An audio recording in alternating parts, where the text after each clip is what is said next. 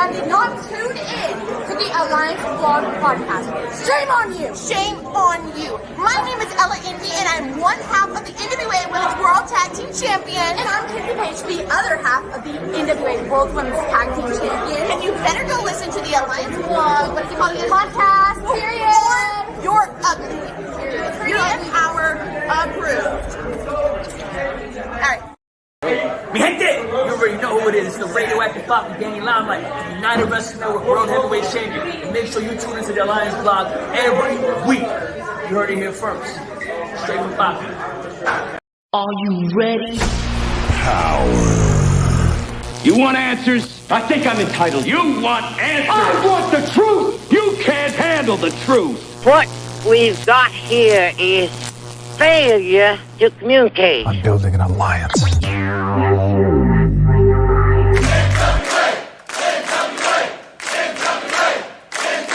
God bless the internet. Okay, let's party. It's showtime. It's time for the Alliance Guys podcast with your hosts Kevin Frazier, Jaden, DKM, and J. Cal.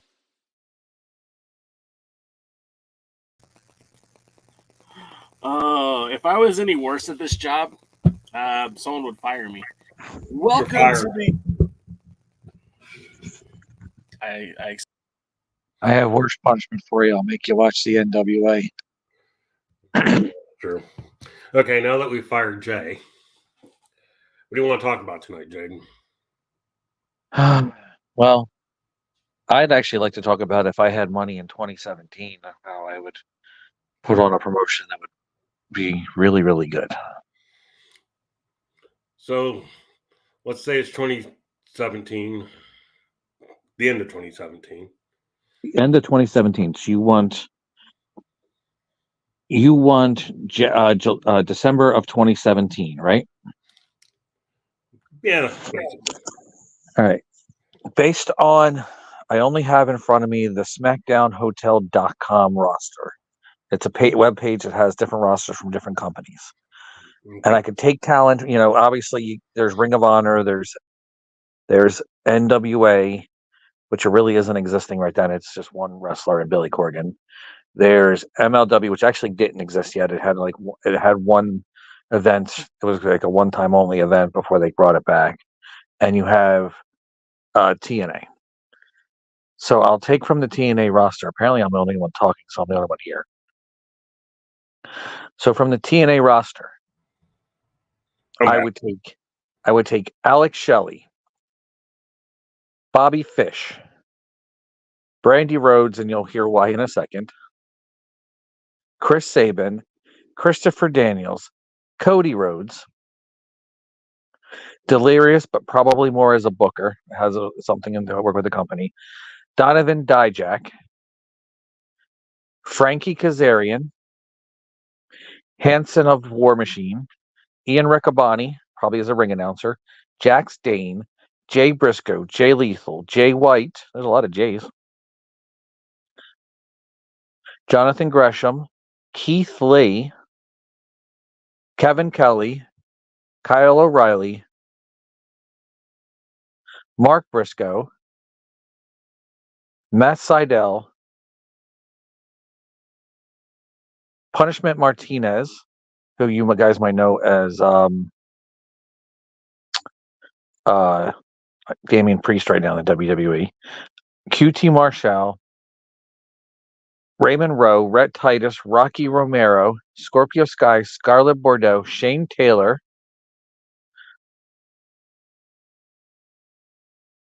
and that's just out of the Ring of Honor roster that I would use. And then I would add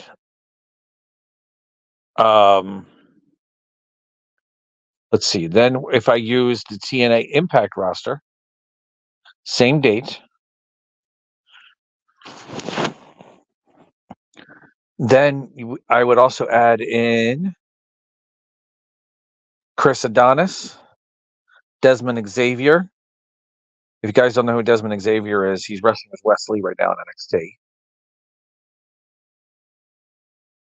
Eddie Edwards, Eli Drake, Ethan Carter III, aka C3, Falaba, Father James Mitchell, Homicide, James Storm, Johnny Impact, who's Johnny Nitro, Johnny Thunder, Johnny whatever name they give him this time,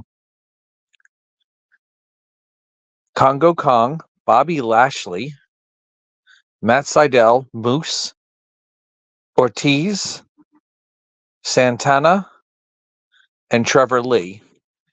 And again, MLW really was just one promotion with one event at the time, and NWA with one wrestler at the time.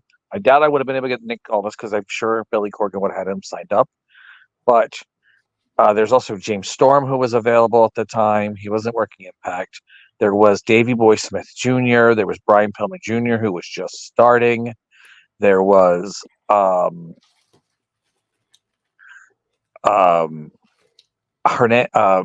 what's it called? Hammerstone. There was Jacob Fatu. There was Matt Cross, MJF, Richard Holiday. They were all they weren't even, except for MJF, none of them was even in MLW for that first event, except for maybe Matt Cross too. So it was Matt Cross and MJF were the only ones who were in that one time MLW. But that's just the company. There's other probably wrestlers I'm forgetting that are around at that time that I could have gotten signed into a company. So imagine if I would have had that money in 2017, or if I would have Tony Khan's money, or if I could have had Tony Khan's ear and talked to him about putting a promotion together, and he signed and bought those contracts out and signed those talents, right? And imagine what you would with AEW would be right now. Cody Rhodes, Lashley, Johnny Impact, Davey Boy Smith Jr., Hammerstone, all these guys fighting for top championships. Moose. Oh, and that's not the Pope. I would have got the Pope too, because he wasn't working anywhere right now. So I would have also got the Pope in there. I just imagine how good if somebody would with gotten to Tony Khan's ear to actually put together a real wrestling promotion, how damn good it could have been. Would you have liked to have seen that? Was there anybody on that roster you don't agree with, or? No, I mean that sounds like it would have been a good roster. Sounds like could have had some stuff. Of course, it still would have needed to have been booked well, which yes, and again, anybody on the planet could probably do better than either Corgan or Tony Khan. But assuming let's just say for some reason I had the money, I would have been part of the booking committee, but I would have actually. Gabe Sapolsky was still around at that time. I probably would have had him as head booker, and I would have had Delirious as assistant booker, and it would have been the three of us. You know, I would be more like a captain of the ship, telling them where I'd like to go, and their job is to get them there. I mean, I guess more like the admiral, and they would be the captains of the ship, getting us to where we need to be. I think that would have been really good because there's other things too. Like Ian Riccaboni would have been a good a good commentator. He was just starting to get into himself at that time, but the potential was there. Kevin Kelly would have been a really good commentator. I would have had Jim Ross, but he wouldn't have been on the mic. He would have been behind the scenes, helping out with that. I would have had the road agents I probably would have gotten were Arn Anderson, Bret Hart, Tom Pritchard,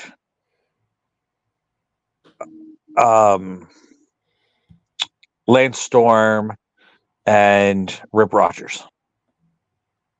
That probably would have been like the agents I would have had in the back controlling things. And we would have had a really strict policy. Plus, there's other wrestlers that I'm sure that would come up. Like there would be some guys from the WWE that would get let go that would probably help. And there would be some young guys coming up that aren't quite in the business yet that can help. And, we could have gotten the NWA probably still would have happened. And we could have gotten a lot of those young talent developed that were great in the early parts of the NWA that could eventually left. And then that's not even counting a women's division. That's just the male wrestlers. I would have initially started with the male wrestlers and worried about that division and then built up the women's division over time as women became available and stuff to try to build that in. But I would worry about the males division first. First champion would probably have been, I would have normally said Cody Rhodes, but I think that's more retrospect. I think my first champion probably would have been, it's really tough because, again, a lot of this is in retrospect, but at the time, Bobby Lashley and Moose were so friggin' impressive, both of them. And if I'm not mistaken, it wasn't far off. I don't remember if Drew McIntyre, if he was still independent at the time or if he got to the WWE re-signed. If I would have had Drew, it would have been, my champion would have been between Drew and Bobby Lashley initially, and then building Cody to take it. Moose also would have really been in there. And there's a lot of talent. Like I would have built up Hammerstone over time. I immediately saw potential in him when Jay pointed him out. Jacob Fatu would have been built up really well because he's such a talented big man. But I probably initially it would have been either Bobby Lashley, Moose, or if I would have had Drew McIntyre, I think Drew McIntyre would have been my first shot, and then had him feud with Bobby Lashley. I think he was already back in NXT by that point. I couldn't remember, but if not, Moose and Bobby Lashley were just so physically impressive at that time. Lashley's best work was in TNA. He's done nothing since in the WWE that's compare. Say what you will about Impact, TNA, whatever they're calling it.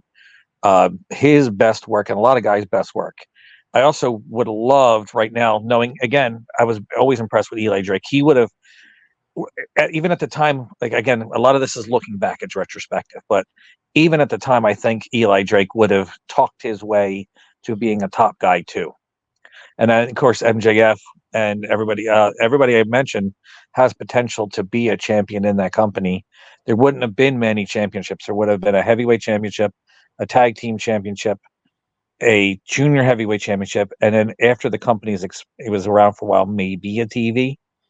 There doesn't need to be a lot of belts, so a lot of those championships should have been built up and have top contenders and built it up so everybody, every championship means something. Right. And Cody Rhodes again would have been built into it. He would have eventually got to that point where he would have been something because he was really starting to come into his own yet. He wasn't quite there yet. And I think, honestly, his best work is with WWE right now. But he was starting to get really good and really put himself out there. I would have even probably, if in this environment, I'm not sure he would have flourished or if he would even agree to. But even if I can get him to keep his lesser demons and his tendencies of badness out, Kenny Omega could have been something in this company. Again, he would have had to have listened and done what was best for the company and not what's best for him, and not do the goofy shit that he's doing and stuff. But he could, I at least could see money if Kenny Omega was used right, and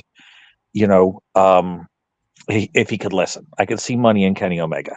I thought he would have been great too. And then there's a lot of people out there like, what's his name? Josh Alexander. Yes. Yeah. He would have come along and been something really, really impressive. And there could have been a lot of people to bring in later too. And wasn't he to part of build a up. tag team? What was that? Wasn't he part of a tag team? I think so. Yes, he teamed with Ethan. What's his name? Page. Yeah, Ethan Page. They were the North. Oh yeah, that's right. They were the North. Yeah, they were the North. All right, thanks. But I think that would have been a lot of fun. There was also like Brian Cage. He's another guy that I think if you can keep him from his tendencies to try to get his shit in and actually have him work like he's supposed to, he could have been a major force in this company too. There's a lot of talent that I could have really pushed around. Guys who did MLW, Matt Cross, a lot of guys who did MLW and did AEW and did Championship Wrestling for Hollywood. I know a lot of people don't seem too high on him, but I like that Shira guy from OVW. He was just out of working Impact at the time. I think he might have got signed with the WWE, but he would have been released soon. There's something with him, and you need when you have a roster of a national company, you really need somebody that could, be that person for every different type of group out there. Shira could have been in that group of India, from India. There is need for everybody to have somebody that they can look up to and go, "That's my guy."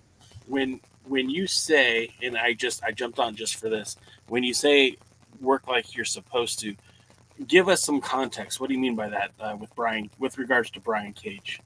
He's too big of a guy to be doing some of the goofy high spot shit. And he's also too big of a guy to be bumping for guys a third of his weight. And he both has a tendency to do that. And he always worries about getting his big move in and not saving it for a big spot. I always, especially because in New Jersey, we just got a metric ton of rain that just flooded our entire state. It needed a bath, so it's probably a good idea. But when you have that much rain and it rains that hard, nothing has a chance to absorb. So a lot of guys have a tendency to want to throw high spot, but then just go right to another thing before that other one ever had a chance to make an impact. And that's why their high spots don't mean anything. With Brian Cage, I would have had him do an occasional big cool thing, but it would have been very rare in between, just so it was awesome, because he's so physically impressive. So when he does that stuff, it's impressive, but he does so much of it and does not let it absorb. And then again, he's bumping for guys that are a quarter of his weight and working these guys like he has a cruiserweight. Just because you can do all that cruiserweight stuff doesn't mean you should.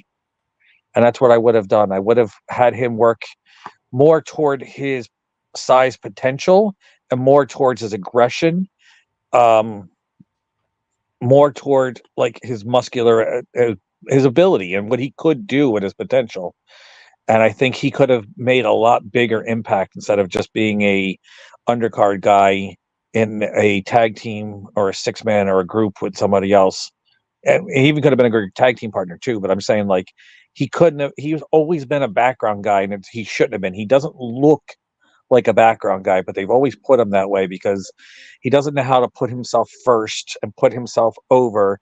He's more worried about putting flashy moves and popping the boys in the back and doing all these high flying stuff and worrying about 5-star matches and stuff like that instead of actually drawing money. So that's what I meant by that. Hey, that's actually an interesting point.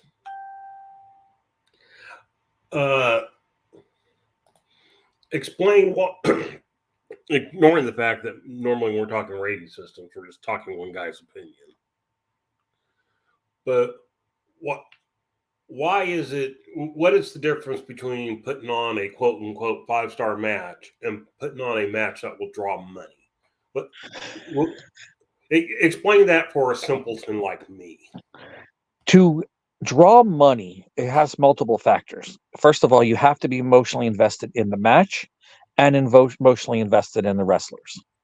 So you have to care about the two wrestlers in the match. Now, that might mean you want to see one get absolutely murdered into a pancake and brought and like carried out in a stretcher and thrown in a wood chipper, but you still have to want to see that wrestler get his ass kicked.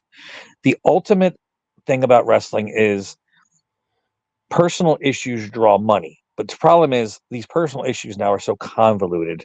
Oh, you slept with my sister in third grade, and well, that's probably a horrible example, but they need to keep it simple. So they get something, make a reason for these two people to want to fight each other. You have to hate the heel. You have to want to see the bad guy get some kind of modicum of revenge. You have to fuck that a couple of times, but give just enough that you want to see more. And you keep building it till you want to see more and more until finally to the point where you're at your biggest payoff you can possibly be. And then when they finally see that person overcome that heel and win that match, or that heel somehow cheat and still maintain, but the face gets some revenge, you build that to the final big climax so that people would pay to see that. You have to want to pay to see the heel get his ass kicked. You want to pay to see the hero triumph, and you pay to see multiple times in some cases that happen. Lawler and Dundee stretched out their feud for years and did like something like 13 straight sellouts for one match. Now, I think nowadays that's a little long. People don't have that attention span. But these feuds and these angles and these wrestlers all need to be built up so that every one of them means something. So then when you're facing each other, you have a stake in this. You have to have wrestlers that have personality. They have to have some kind of excitement to them. That's where a lot of these guys who do a lot of these flippy moves, they don't have that.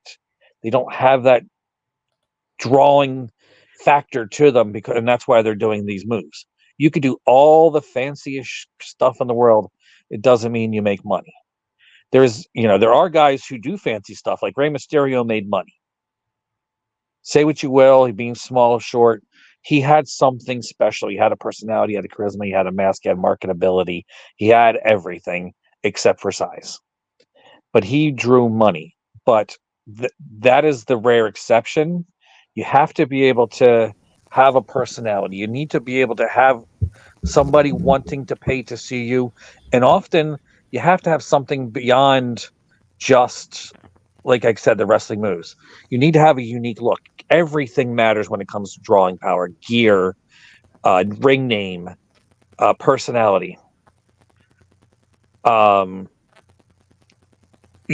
physical ability. You have to, if you either need to look tough or look like an athlete, and they don't have to be the same. Dick Murdoch didn't look like an athlete, even though apparently he was an incredible physical one. But man, did he look like he can punch you in the face as hard as he can, and you punch him back, and he'd punch you 3 times harder again. Dick the Bruiser, same thing. Dusty Rhodes, same thing. Dusty Rhodes, even though he was charismatic, he had personality, he still looked like he was a big, tough, fat Texan who'll punch you in the face. They need that. Trevor Murdoch right now has that. He looks like he's somebody who would just punch you in the face in a bar, in a wrestling match, at your high school dance. He punched you in the face. And that's what, sometimes you need that too. A lot of the wrestlers I would use are physical specimens, but of course I need somebody who also looks like they would just punch you in the face. And you might be a great wrestler, but they're a great fighter. There's a reason Conor McGregor can draw. He has got personality. He's got charisma. He's got a gift of the gab, and he has some physical ability. But there's a reason Brock Lesnar draws. Brock Lesnar looks like he could rip you to shreds and grab you both ways. And you know who else used to draw? Tank Abbott. Tank Abbott wasn't a big physical specimen. He was a big fat slob, but he looked like and sounded like he could beat the absolute living hell out of you, beat your soul out of you, beat it back into you, and beat it back out of you. And that's what everything you need. You need also a diverse everything. You need something so the plumber out there can see, say, like a Trevor Murdoch and go, that's my guy. You need somebody who is the bodybuilder and see somebody like Brian Cage and go, that's my guy. You see somebody who sees Johnny Nitro, whatever his name is now, and looking at that's my guy. You know, and then everybody needs a hero, and they need somebody special that they can go, that's my guy. And that's what wrestling really needs nowadays. There's not a lot of that. You need, like, there needs to be, I'm trying to think of the word I want to use, but there needs to be a wrestler there. So somebody who was downtrodden, somebody who was held back, somebody who doesn't get the breaks, can see somebody that they never thought they can get out there. I'll give an example. Ron Simmons. Ron Simmons did more for wrestling than people ever give him credit for, not just because he was a great wrestler and was great in the WWE as Farouk, but so many people got into wrestling because Ron Simmons, because it's the first time they saw a black man win the world heavyweight title. You know, that's special. Everybody needs somebody to say, that could be me someday. And that's what wrestling also is exerting. And I think that's what we needed what I would make sure I have in any company I was running if I had the money. Okay, so let me ask about two more segment groups. Real quick, sorry about the Tony Khan answer. Go ahead. Except I made sense. Right. How important is it to have the wrestlers that will draw the 18 to 23-year-old female crowd, i.e. the Von Erich boys, Tommy Rich, and even the wrestlers who draw the 13-year-old teeny boppers, all of the Rock and Roll Express? Very, and I think that's another problem right now with wrestling doesn't have. I see females go to wrestling events, but I don't see a large amount of females go to wrestling events because they want to get with the wrestlers. And I don't mean like ring rats or something like that. I mean, like, everybody needs something into a wrestling event. You have to, I mean, it's not like the MLW where there's a little bit of this, a little bit of that, and, you know, there's no real identity. But here's something that's always going to be universal. If there's a lot of girls in a place, and especially if there are a lot of attractive girls, guys will show up. That's anywhere. Right. That's why you attract girls. That's why that's why there's ladies' night at bars. Yes, exactly. That is exactly why there's lady nights at bars. So if you have a crowd of women who are beautiful women who are there to see the wrestlers, guys are going to show up just because they're going to hope that the women don't get with the wrestlers and they fall back on them. Darby Allin, you know what? I like Darby Allin. I could make money with Darby Allin. I think Darby Allin has something special. He's always, again, he's one of those wrestlers who lets his worst tendencies get the best of him. And he's one of the guys I don't think you could ever not let their negative tendencies take control of him, because that's just his personality. He'll probably spend more time on the injured reserve than he should, but Darby Allin has something special. You know, there's not a lot of wrestlers that have that. And everything he does, when he does his jumps and his stuff, it actually looks like it hurts. And that's something I think also that I would make sure is if it doesn't look like it hurts, it doesn't need to be in a wrestling match. It doesn't have to hurt.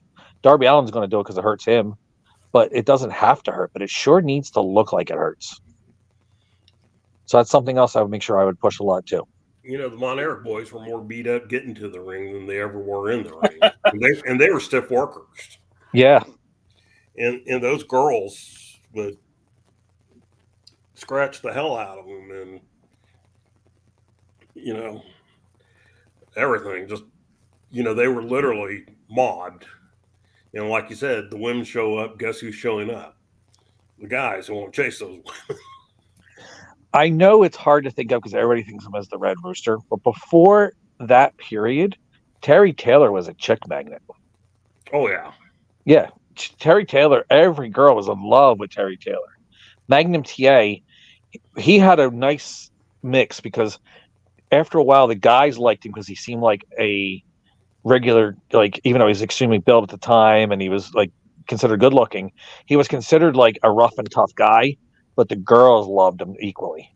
The Fantastics had a little problem where they were booed for a while because the girls liked them so much until they started feuding with the Sheep Predators and they started gaining respect.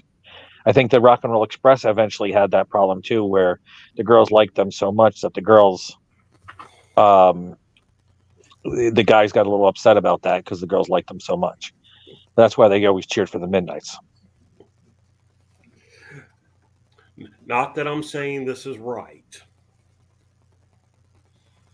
but Jim Cornette used to tell a story about Bill Watts and Mid-South yelling at his baby faces that they weren't keeping the rats happy, and now the rats are going after the heels. So trying to keep that as clean as possible. Hopefully all of you understand what that means. There was a time that if you were a babyface wrestler and you were married, you were not allowed to wear your wedding ring because it took away from what they perceived as the drawing card. The girls wanted to have you, and some girls wanted to have you more when you have the wedding ring on, but a lot of them just, they wanted to feel like that they were the girl. And unfortunately, probably none of them were, including the ones they ended up marrying. Every Hooters waitress has a boyfriend. It doesn't matter if she's single. It doesn't matter if she's married. And it doesn't matter if she actually has a boyfriend. All of them have a boyfriend. Keeps the single ones safe and keeps the guys interested in the married ones. Look, if they tell you that they don't have a boyfriend, they're looking to get your money. Yeah. But yeah, I would have loved, just looking back, I don't know what made me look back. Actually, I do know what made me look back. I do made me look back. For some reason, I was looking up the date of All In and saw that it was September, I think, of 2018. And I was looking to see what wrestlers were available on the card and what wrestlers were available. And there was so much that if I was starting a company, there was so much talent out there that more than half of them now are in the WWE. They really could have made a big difference, I think, with a national company.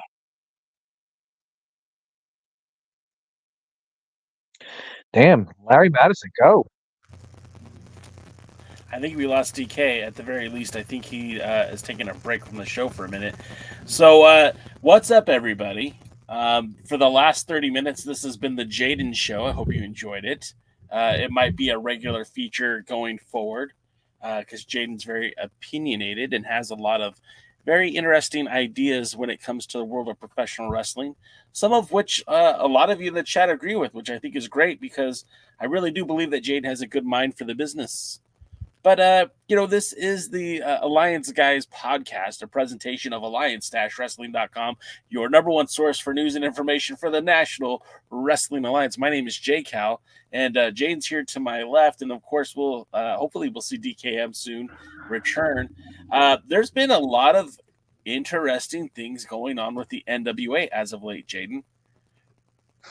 If you say so. Not so much the booking, but some interesting things. Of course, they just wrapped up their returns to the Robarts arena, a famed arena for the NWA back in the day. Some 30-plus years since they had returned to that arena. And, it was highlighted, of course, by multiple title matches tonight. On Tuesday night, we had the main event of EC3 defending against Jack Stain, personal friend of the show. And there was a few other title matches as well throughout this series. In fact, the only person not to defend the title that they have was Max the Impaler. Max did not appear on the Return to Robarts So we did not see a women's television title match. However, we did see the women tag team champions defend. And of course, that match was also on Tuesday, where Ella Envy was unable to compete. So poor little Kylie Page had to defend the titles by herself. And then, of course, a few weeks back, we saw the Odinson and Kratos defend the titles against the Brothers of Funstruction. We saw Blunt Force Trauma defend the tag titles against the Wrecking Ball Legursky and Jay Bradley, the Fixers.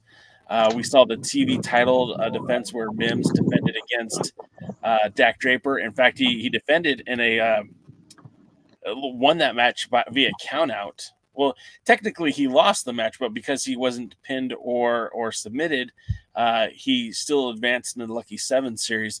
So I guess what I'm trying to get at is the Robarts venture was pretty kind of a different storytelling for the NWA. Now, Jaden, I know you didn't really catch up with most of it, right?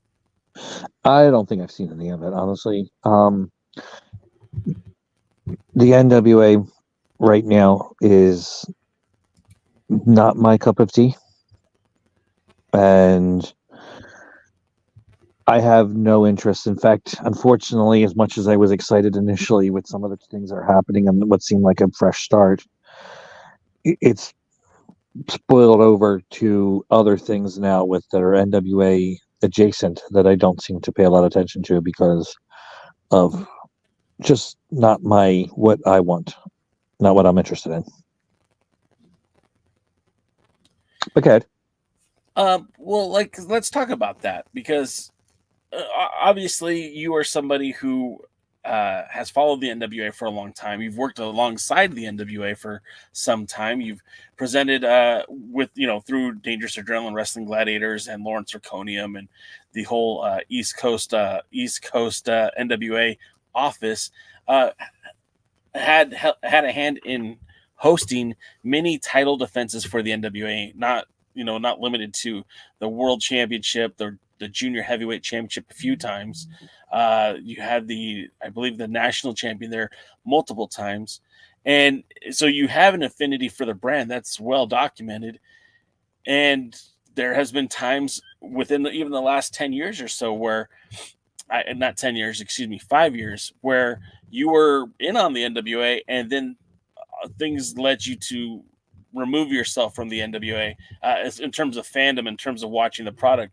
And what it sounds like to me is we're on the cusp of you doing that yet again, just kind of walking away. What ignited that idea? What ignited that decision to, hey, you know what? This isn't for me. I'm looking around and I see it and it's just not for me. Honestly, it's just I'm tired of sports entertainment and every promotion out there is just doing it. They're bad copies of McMahonisms, whether they want to realize it or not. There's too much. I want wrestling to be a sport. My ultimate goal was to have a mixture of UFC and Bill Watts' UWF. That's what I want out of wrestling. I want something that actually feels like a sport, that looks like a sport, that feels like athletes, that feels like gladiators, that feels like competition, that feels like that everything means something. And right now there's not. Add to that, right now I'm a firm believer that Billy Corgan is just going in directions not because he believes in any kind of causes or any kind of rights or any kind of equality. Billy Corgan's going in directions because Effie called him out, and now he wants to act like he's such a great person, and he's forward thinking and going with the modern wrestling and going with the way that everything's going. Again, not because he had the decision to do so, not because he believes in the rights, or not because he believes in the fight, because somebody called him out and he doesn't want to look like he's behind the times and not going with something because everybody else is doing it. Intergender wrestling, everything else. I don't think he really cares. If he really cared about intergender wrestling, he would have started an intergender wrestling promotion, an intergender wrestling division, an intergender title. Hell, he's got 7,000 other championships anyway. I'm calling him out. I just feel he's only doing this because Effie called him out. He Effie called him out and made him look like a bitch, and now he's trying to act like, no, I'm great, and it's fake, and it's, he could stand up and do whatever he wants. He's the owner of the company, but I don't believe he's doing it for altruistic, whatever that damn word is that I can't pronounce right now. Altruistic. Thank you. I'm not feeling well, guys, so I apologize if I seem a little out of it. I'm very not feeling well. But I don't believe he's doing it for that reason. He's only doing it because he wants to be a part of the movement that's going on. And, that's all I feel. He's not doing it for any good reason or any kind of fight. He's just doing it because somebody called him out. First of all, to Matthew Underwood, shut it. It's Chalmette. I got it right eventually. Secondly, Jaden, the thing here's okay. So none of us know Billy professionally, right? None of us know him personally, but I have had an opportunity to listen to him speak. I have been in the same rooms where he was conducting business, and I don't know, man.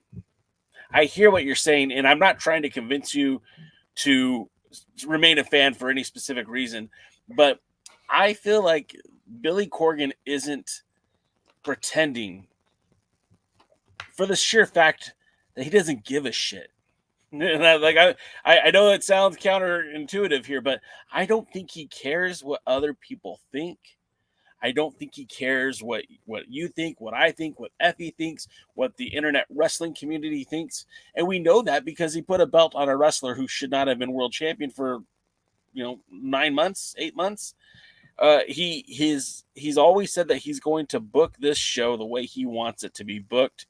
And again, I'm not making excuses for him whatsoever. He's a grown-ass man, and he will answer to all of his victories and failures to the greater community. It's not my job to protect him or to serve him in any means, but we don't know the outcome of what's going to happen at Paranoia yet. And we know that a title match has been booked. We know that it's going to be title versus title. We know that they've painted themselves into the corner. There must be a winner. Those titles will be unified.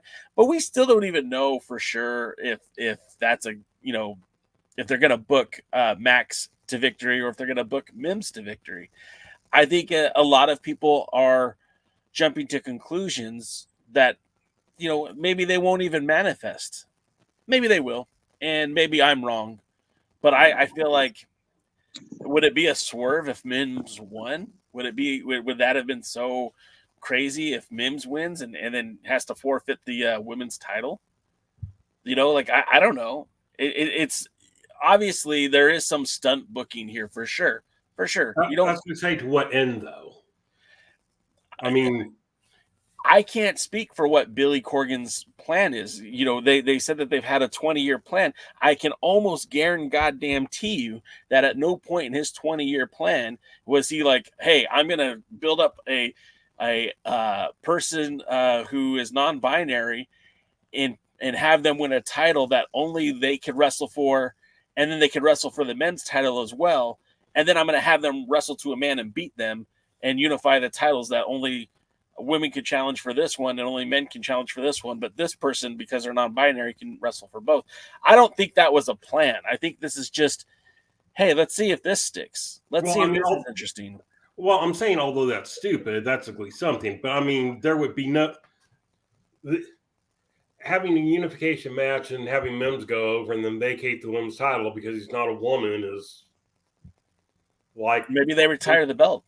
It's like booking like Billy Corgan. And, well, and maybe they could retire the belt, but then it's almost like, of course, almost think there's something else that might be planned.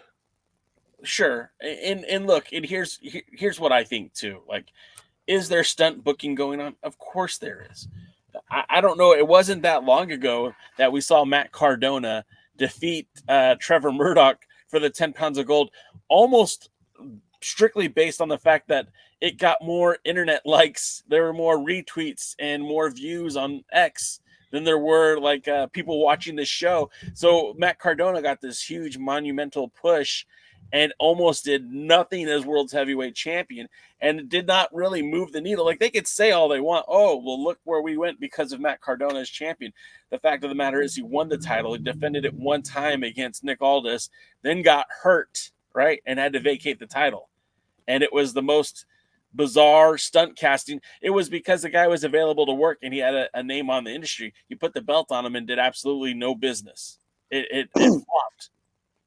Yeah, that's one of those perfect examples. Tell me I'm wrong.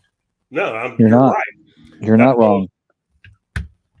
That's one of those perfect examples of where supposedly they had a plan that would eventually put the title on Cardona. But then after everything was going on, like you said, they rushed it. Well, let's put it on now. You know, let's not do the build.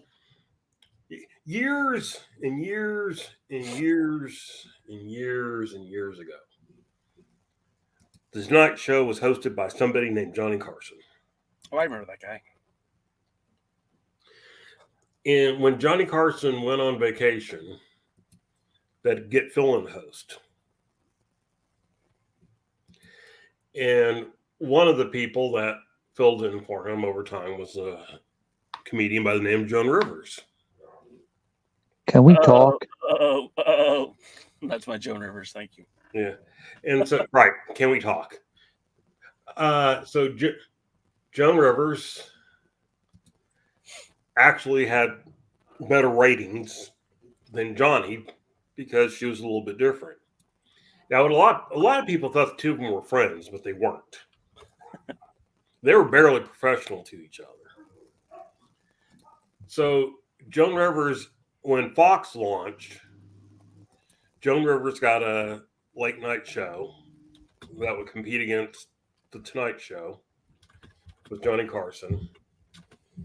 And of course, at first it started out well, and like most things, and the ratings started dropping after a while. And Fox started making cuts and everything. Well, Joan finally goes on vacation, and they had like a couple of different, 2 or 3 different guest hosts the next week. The ratings pop up. Guess what Fox does? They fire Joan Rivers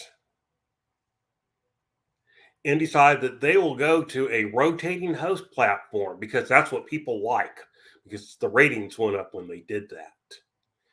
Guess what happened after they fired Joan Rivers? The ratings crashed until finally some guy named Arsenio Hall actually hung in there long enough that people The show lasted for a while. Didn't want to do it anymore. He was still willing to do it, and so then they finally made him the host of the Arsenio Hall show. But this whole thing is like people make stupid decisions by looking at 2 seconds worth of data. They want to know what the ratings are on a cage match, you know. Shit. Which will bring us to our next topic. Real quick, I'm going to say something real quick if it's okay. Yeah. Business-wise, people don't start making patterns until at least 10 weeks. So when it comes to business, you should not start looking into any kind of business patterns until you do something consistently for 10 straight weeks. And that's when it just starts to notice the difference. That means it takes longer to truly find the pattern, but that's when you can start to see if something is working or not. The problem is now too many people look at the quarter hour or the merchandise sale of that week or something else and don't look over the long term. And I think that's what DK is trying to say, is they don't look at the long term. They look at what's popping right now and try to jump onto it without understanding why it's popping and what's actually happening and why it's drawing at that particular period. Sure, like I promise you, whoever you put in the opening matches of Dynamite will almost the second time, Matthew, not the first. First time it was a Fox show. But yeah, I mean, just you got to you got to really think and invest. But because Dynamite comes on right after Big Bang Theory and everything, you'll see that their quarter hour is always their top rated quarter. Always. First quarter hour. Yeah, their first quarter hour is always their top rated thing. So whoever you put in there. So when they had what's his name, Orange Cassidy in there every week defending his all Atlantic title, international title, whatever. Well, of course he was the biggest draw on the thing because he was in the first quarter. That's how they were opening their show. They put Miro in there. Miro would have been the top, would have been the top draw. All right, you were saying, Jay? So there's a couple things we wanted to talk about tonight. Obviously, we're going to get to the Robarts Arena show a little bit later in the live stream. We're also going to talk a little bit about the news with the NWA officially announcing their slot on CW, the app, and on CWTV.com. So we'll be getting to that too. But something that happened this week, and I'm sure a lot of you guys have heard about it, is a certain wrestling promoter who kind of blew up on social media. And it's I don't know how I feel about this, and I know you guys have some stronger takes than I do. It's not unheard of for a CEO to kind of go nuts on X.com, formerly known as Twitter. I mean, hell, we had a president who did that on quite regularly. The CEO of Twitter actually goes on there quite regularly and kind of blasts off a bit. Our own Billy Corgan has been at least quoted on Twitter for some of the things that he said. But just earlier this week, we had Tony Khan take exception to WWE booking by way of Twitter, and questioning the booking motives of the WWE office, and which is, I think, such a bizarre move to begin with. But DK, tell us a little bit more about what happened and why it happened. You put me on the spot. Thanks, Jay. Hey, you wanted to talk about it, brother. Well, basically what happened is that there was a little bit of back and forth over some stuff, and USA actually kind of took a shot at AEW by pointing out that Tony Khan was so proud over the rankings they get on Cage Match, where 15 to 30 people vote, on the matches. And so, and say, ooh, it's good or not good or whatever. And so they kind of took a shot about that, and Tony Khan lost his mind again. And so he had already done his lines of coke for the day. And Allegedly. And or nasally, one or the other. Do not let the white powder in any way influence you.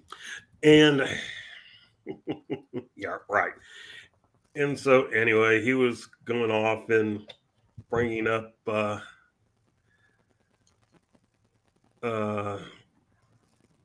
match between Seth Rollins and Jinder Mahal.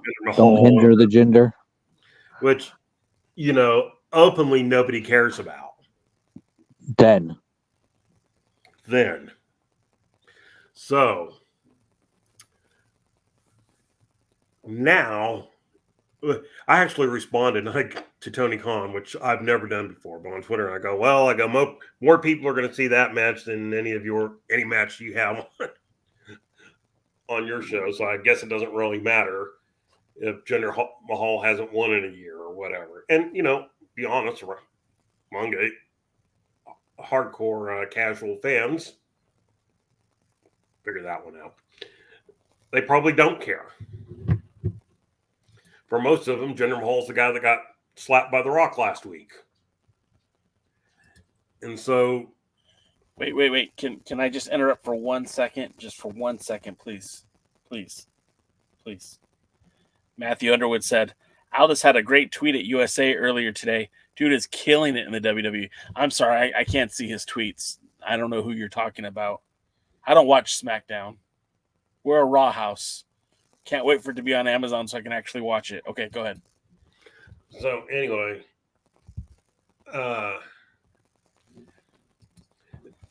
the point being, Tony Khan has done more to publicize the Jinder Mahal Seth Rollins match, done more to get people to go, hey, what's this all about? than anything WWE has done. Because WWE is just kind of like, yeah, next week we're going to have this match. See how it fits into Seth's overall story. We'll see him Punk come out. Will McIntyre come out? Will whoever else come out? Oh, I saw something. Does it kind of feel like a Monday Nitro when Eric Bischoff and Tony Schiavone are giving away the results to what's going on Mick Foley? Hey, Mick Foley's going to challenge The Rock tonight, and everyone tuned in. No, because a whole lot more people watch Nitro at the time, so no. Hell, more people watch Nitro at the time than Raw and AEW combined, and that's all the shows. Yeah, well, the problem was they would say. Actually, what they did is they would give away spoilers. They would say, "Oh, The Rock, Mankind wins tonight," or Vince McMahon's the higher power, or whatever. With the idea being, that's right, boy. With the idea being that it was going to spoil it for the fans, so they didn't need to go watch it. He would even say that, "Yeah, you don't need to go watch that." He goes, "Higher powers, McMahon or whatever." Well, then guess what? Everybody said, really? They changed the channel. Real quick, James H. Jackson Jr., I want to say on record that Tony Khan is the booker of the year. Think about it. He booked Brian Pillman Jr. into NXT, and he's more over now, and he's doing really well, and he's showing all the promise that he always had. And he booked Brian Pillman Jr. into NXT. He booked Jade Cargill now, and she's more known now, and she's getting opportunity to train, and she could make a big deal, and she has that star factor, and the WWE is taking advantage of it by barely even using her and still getting more out of her than the AEW ever have. And he helped book that. And he helped book the Jinder Mahal to be all of a sudden relevant and people caring about him right now. And now the WWE will probably, out of spite, find a way to make Jinder mean something and get lots of wins, maybe 28 in a row, just so they could talk about how great Jinder Mahal is, because you just can't hinder the Jinder. And most importantly, he booked the biggest star right now in the WWE, if not one of maybe the biggest star in the WWE right now, CM Punk, booked him right into the company, right into a WrestleMania main event. So that was all. Remember how people used to take a sticker of Joe Biden when the prices of gas were high, and it said, "I did that"? That's what they should do right now with all the stuff that's going on, with the WWE right now that Tony Khan helped make happen. You need a new picture, and they're also silent. Yeah, I just enjoy doing this so much. Because it's always so true. But yeah, Yeah, it's called the mistake was not wearing a condom. Like Tony said, he's done more to get Jinder Mahal over than he has anybody in his own brand. What I'm looking forward to is when the crowd start chanting Jinder when he's going on that 28-0 loss, and they're like, Jinder, Jinder, like Goldberg, dun, dun, dun, dun, dun, and he does this and blows smoke. I'm excited, man. That's what we really need. I think he should use a hooking clothesline as his finisher now, too. Oh no, he deleted that tweet. By the way, I Who did? feel like he thought it. I'm gonna just assume what happened here with no actual like evidence that I'm right, but I think he had no idea that Hook was really Taz's kid. And then when he saw Taz kind of stick up for him and be like, "Hey, Hook's my boy," I think he's like, I don't want to disrespect Taz. It's one thing to disrespect Tony Khan, but it's another thing to disrespect Taz. So I think that's why he deleted it. Jinder Mahal is very well liked by a lot of people in the WWE, not just management, but wrestlers now too. And I think the big problem they had is they always gave him this stupid, stereotypical foreign. Oh God, that looks so good. What is that? Reese's peanut butter squares. Mm-hmm. I love those. Anyway, DK gets distracted with comments. I get distracted with food, especially because I'm on a diet right now. But I think right now the promo he did before The Rock came out, that was actually kind of money. It wasn't as good as his promo against Seth Rollins, but it was an okay promo. Didn't have that same field behind it. I think if they get rid of the stupid stuff and just actually let Jinder Mahal be a heel. The main problem with Jinder is they never built him up. They just went straight from jobber to champion, from the outhouse to the penthouse. If they would have built him up slowly, I think a lot more people would have been accepting of Jinder, because he is a talented guy. For a guy his size, he can move very well, can do a lot of things, and I've always believed that he was held back. I believe all three members of the 3-man band were held back, and now I think we're seeing it with McIntyre. Even though I think he's still not pushed as well as he could be, with Jinder, and even I Got Kids. Somebody needs to have kids. Heath Slater, is he just Heath now? I'm not sure. I think he's just Heath now. But he's killing it, I heard, in Impact. Or, sorry, TNA. I don't have the any coat hangers to plug into my antenna, to plug into the toaster oven to get Impact, unfortunately. I don't think you want to plug a coat hanger into anything. I don't think coat hangers are meant to go inside of anything, Jaden. I think that's. I know there are plenty of times where the coat hanger would have been very useful. There are plenty of people where the coat hanger would have come in handy.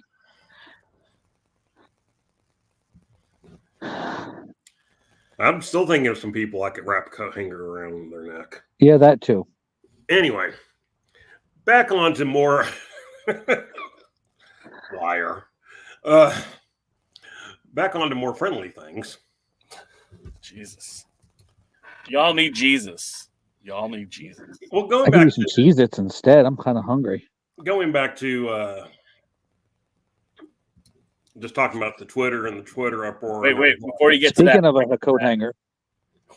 Willie Bowen is changing it up now because the Tires jokes, I mean, he's not here anymore. So we are kind of relieved of that. But Willie's going with the Rolando jokes, where Rolando Freeman is going to play in a reboot of Gulliver's as Gulliver Jeremy. Works for me. Luckily, they'll never remake the Wizard of Oz. They just did another Wonka movie, and they CGI'd the Oompa Loompas. Hugh Grant, where they had Rolando freaking Freeman right there. What's going on in America? They wanted somebody actually big enough to see.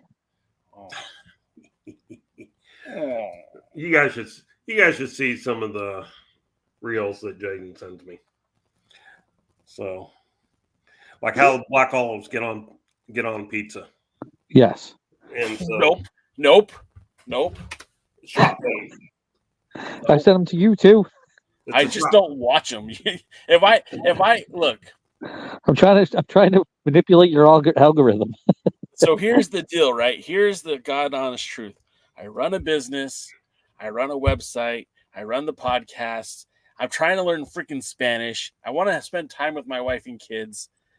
I cannot keep up with how many videos you two send all the time. They're just short videos, Jay. Yeah, well, that's like if I watch every short video you put, I'm like watching for hours. No, I get through them in about 30 minutes. I don't have 30 minutes. If you didn't wait, until 700 have piled up, You actually watched them on a regular basis. Do you guys know that I produce content daily on youtube.com/the Alliance blog? There's something every single day being posted. You should post more shorts. There are. I post one a day since November. Oh, by the way, can we talk just we'll get back real to quick, Twitter. real quick. DK was playing a full-size violin for Rolando. Okay, go ahead. If we're just real quick, I would like to do a little humble brag because it's because of you guys. It's because of great, Jade our fault. KM being my co-host. It's because of you guys in the chat who keep sharing the videos. It's because you guys are here every week. It's because of the shorts. It's because of all of this synergy of us working together. But right freaking now, 2.98 thousand subscribers on this channel. We were at 2,000 just a few weeks ago. We surpassed 2,000. I said, we're not going to celebrate 2,000 because, we're not far from 3. Dude, we're going to hit 3,000 probably before the end of the month. And that's because of, thanks to everyone who's part of this community. You guys who are broadcasting, Jeremy, Tim, Dave Scoob, those of the guys in the chat who are here each and every week for these live streams, all the shorts that we put out. Man, you guys are, wow, 3,000. I never thought we'd get there. I remember a couple years back, some a-hole wrestler wanted to say some bad things about the Alliance blog only having 1,000 subscribers, but look at us now. Not even all this. Huh? Yeah, we were. They were just about 500 ham sandwich jabronis back then. Yeah, well, there was 1,000 on Twitter, I think, is what he was talking about. But yeah, that's right before he blocked me, or after, I don't know. Real quick, if you make some Rolando shorts, there'll be shorts on shorts, and it'll maybe be double effective. Willie Bowen says it was an ice statue of Tyrus in a ditch in Oregon. It melted, and now it's the Crater Lake.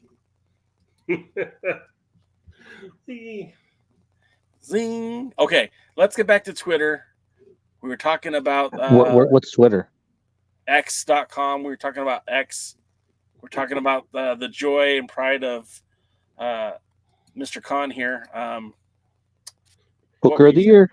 Well, what I was getting at, Jaden brought up, some of the wrestlers jumped in on it and then they deleted their post on both sides, by the way. Yeah. And Eric Bischoff got in on it. And Eric Bischoff is why he's not in a home for the, dementia patients. I don't know. I thought you said why he's in jail for killing WCW, but I think I'd actually more say that's Vince Russo. Probably. And so. And AOL Time Warner. Mostly. And everything. Should some people be banned from Twitter, in the wrestling world? For all our criticisms of Billy, I don't ever remember him going on X, Twitter, whatever you want to call it, and just making a complete ass out of himself. No, but he went on Busted Open and accused Nick Aldis of trying to work an angle, and that was the worst thing. Do you remember that? Oh my God! I've tried to block all that from my memory. Thanks a lot, Jay. All of Billy Corgan's ass-making moments are when he's booking. True, but Billy went on Busted Open and accused. And look, I'm not a Nick Aldis apologist. You guys know this. I've been very clear. I think Nick Aldis was a great NWA champion. His first run as champion is unmatched. I don't think there was anyone better. The closest person to him would probably be Scrap Iron Adam Pearce, and it'd be like 1A and 1B, almost at the same level. But, at the same time, Nick Aldis had the backing of a rock star millionaire, where the other guy was just doing it, DIY, doing it yourself. So I've always held Nick Aldis in high esteem because of that. And when he left the NWA, I feel like he could have, been a little bit classier on his way out. And look, some of his criticisms aren't too far off from some of the criticisms we have here.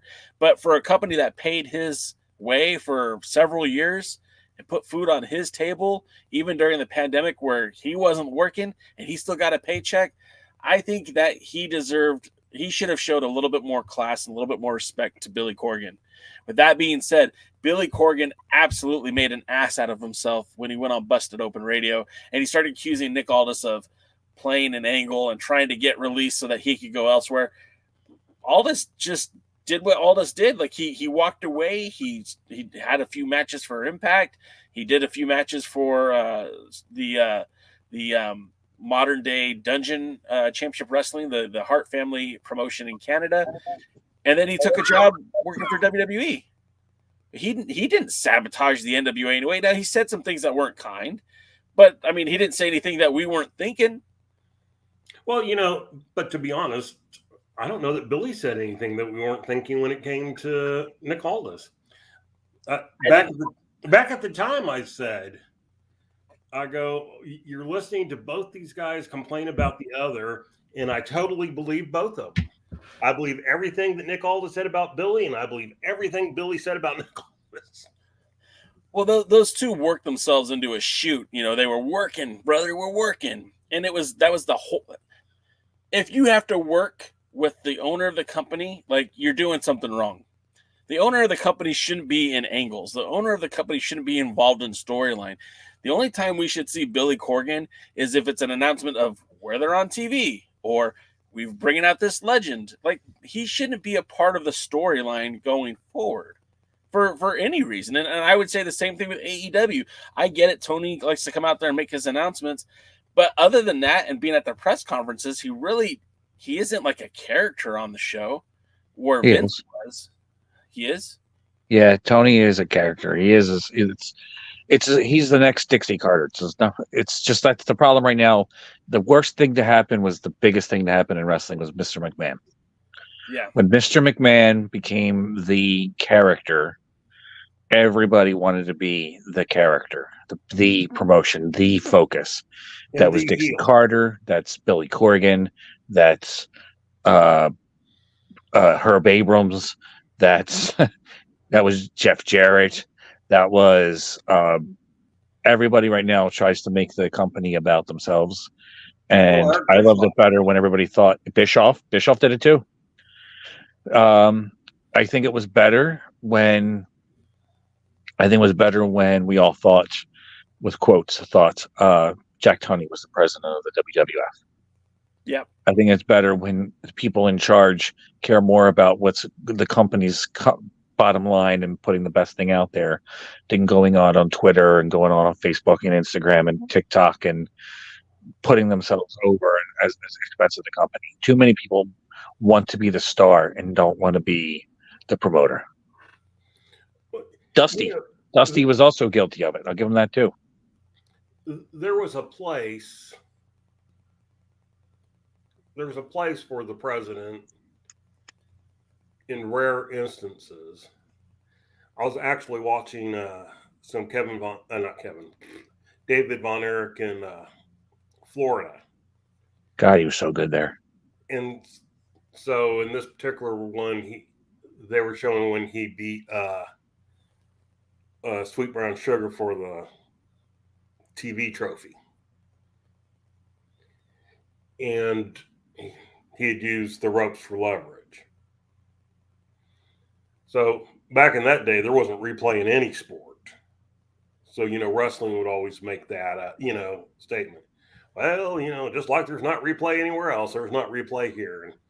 But they still got Joe Crockett, who at the time was president of the NWA, to make a small thing, who sits there and goes, we've seen it and we've watched it, and, has been stated, I can't overturn the referee's decision. He goes, but I can't order a rematch. He goes, so there will be a rematch between the two of them.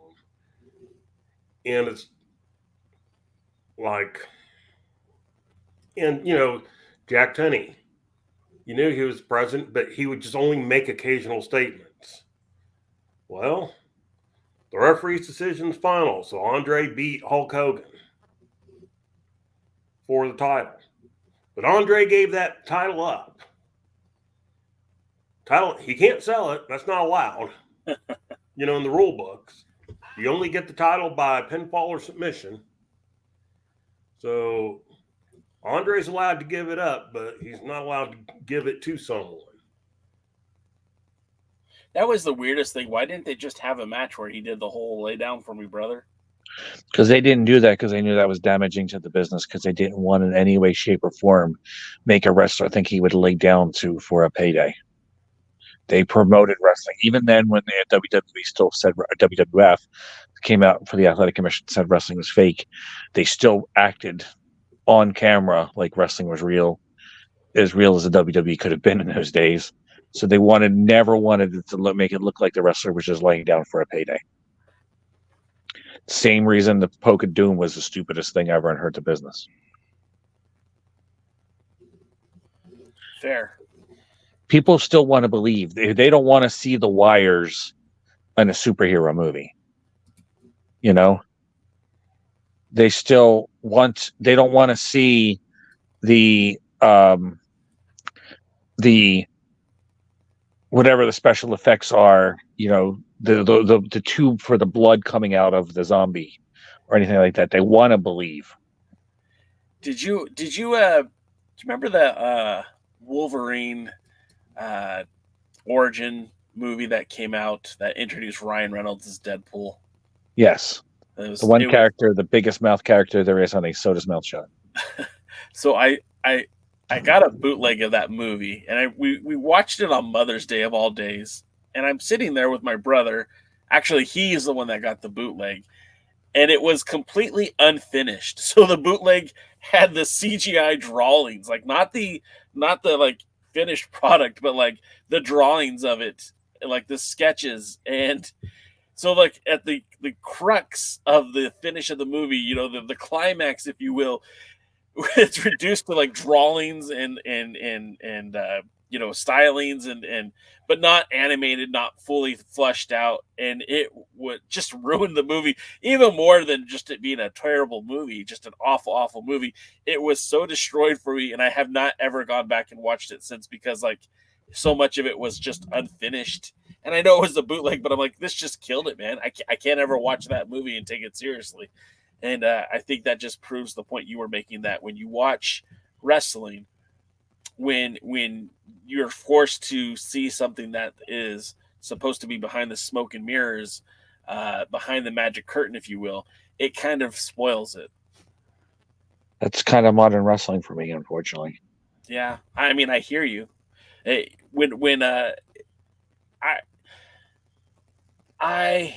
went to a lot of wrestling shows last year, more wrestling shows last year than I probably have ever been to before. And I kind of reignited my interest in pro wrestling, especially seeing it in other areas. Having the opportunity to go to Tijuana to watch wrestling has really like kind of ignited my old love affair with Lucha Libre. So that's been a blast for me. Being able to go to Glassboro, New Jersey and watching Dangerous General Wrestling Gladiators. What part of Glassboro, New Jersey?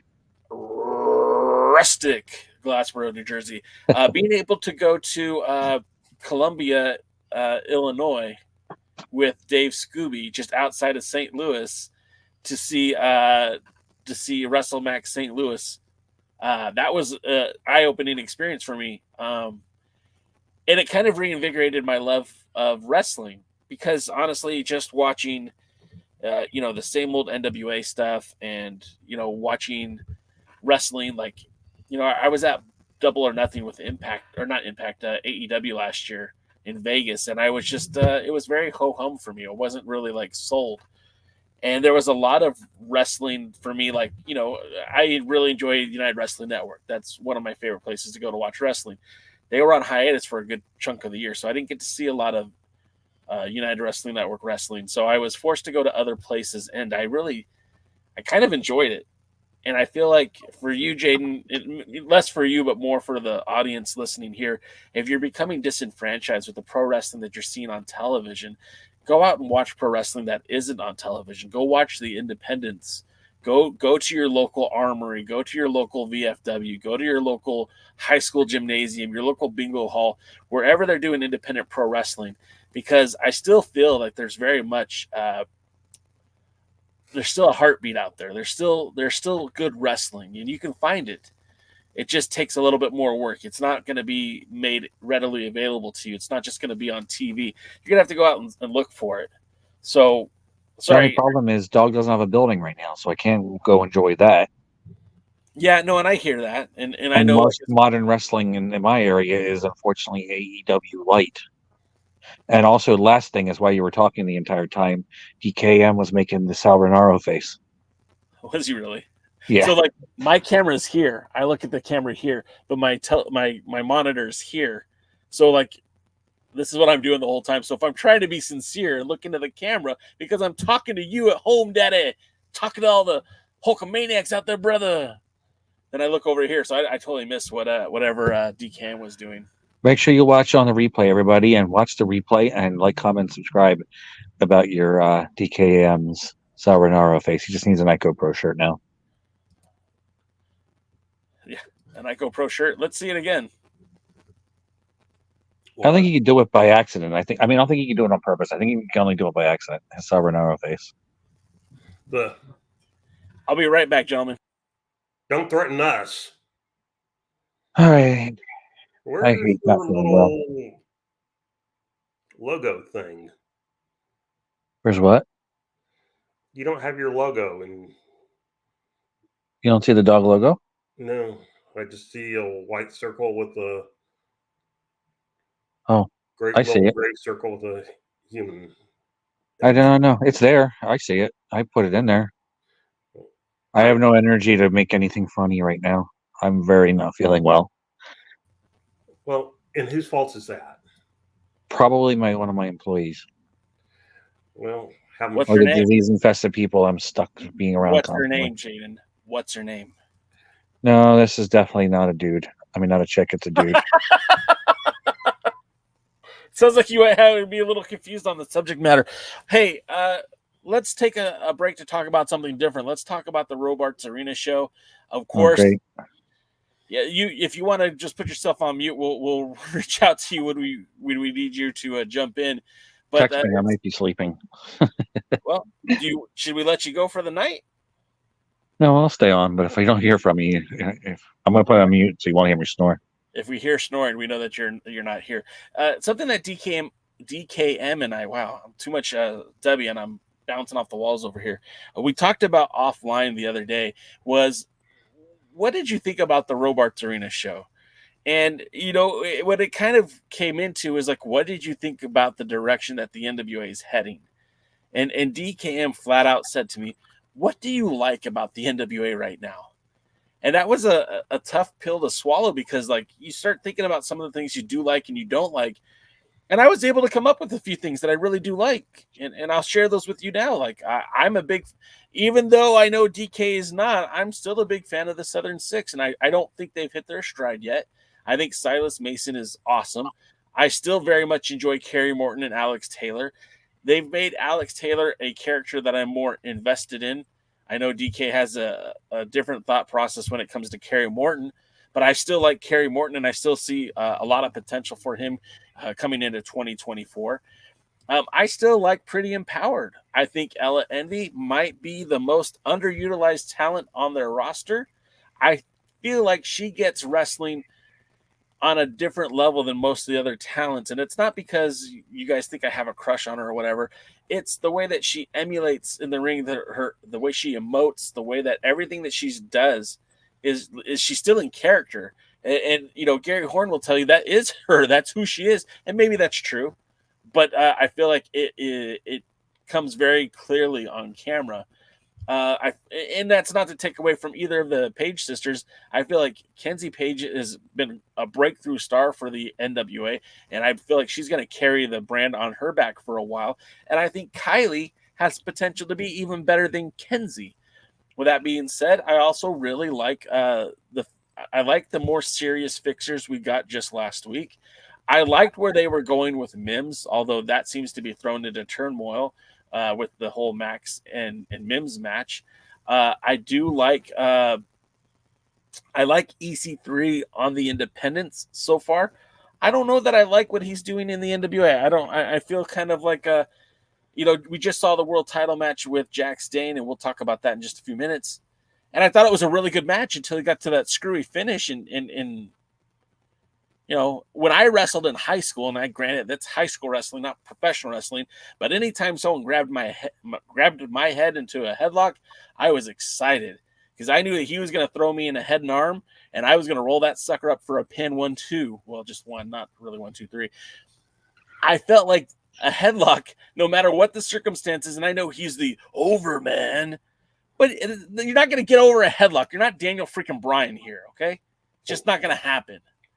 And I feel like when you use this, the 1%, just driving somebody's head into the mat 3 times, it's a good thing Jax didn't go into business for himself. Driving his head into the mat 3 times, eating the pin, okay. Jax got up almost instantaneously after the match. He didn't sit there and sell a boo-boo headache, you know. I think it's a dumb move, but all of this to say that I really think there are some good parts to the NWA, but I also feel like the booking is very detrimental to the success of the company, right? I feel like they had a perfectly good angle leading up to Paranoia where Max, the Impaler, who had 7 victories as the women's television champion, has the obligation, the right, the cash-in ability to take the title off of or not take the title off, but to challenge Kenzie Page. That was a storyline that they had built up and then just pissed away.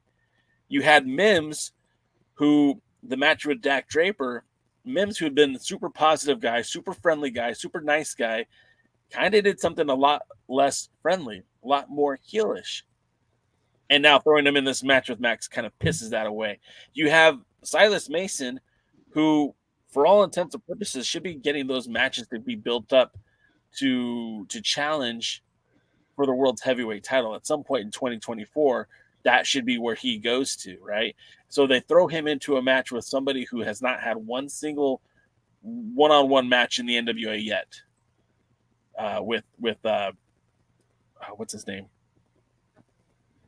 You know, the old pirate guy. Burchill.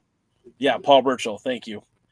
So again, so what are they doing with somebody who's very exciting and interesting? I'd rather have them just put him in a 6-man tag match with the other members of the 6, because this doesn't make any sense either.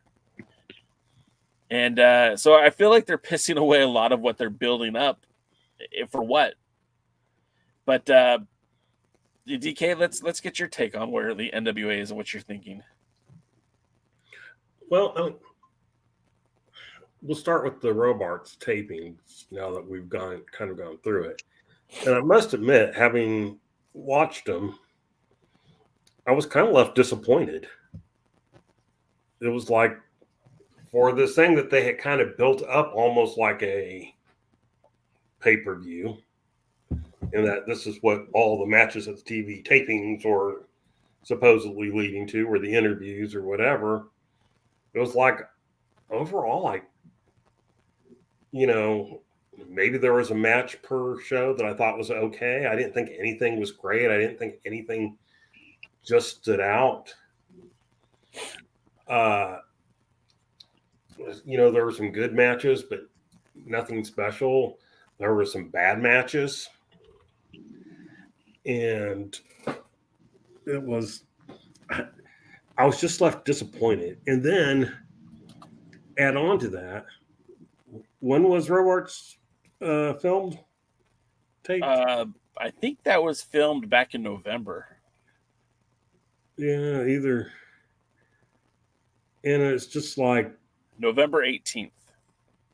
And so it's January 9th, and we get the final of the 4 shows. And so it was like, they taped it. We didn't hear anything about it. Then they're putting it on the shows. And then, excuse me. And so it was like, is this what I have to look forward to? Them promoting these big shows in Florida or wherever, and them taping it and putting it on CW, and me going, yeah, okay. It's a month and a half later. Yeah. they're already building towards other title matches and other things. So I guess we know what happened here. That's, I think, a big problem that they made is they should have never announced anything. One of the reasons TV tapings work, everybody knows they're recorded, but they don't make it feel recorded. They to make it feel, they promote it like it's happening right then and there. You don't go like, "Oh, this match was taped 9 months ago," and the commentary. You actually you act like it's going on right then and there.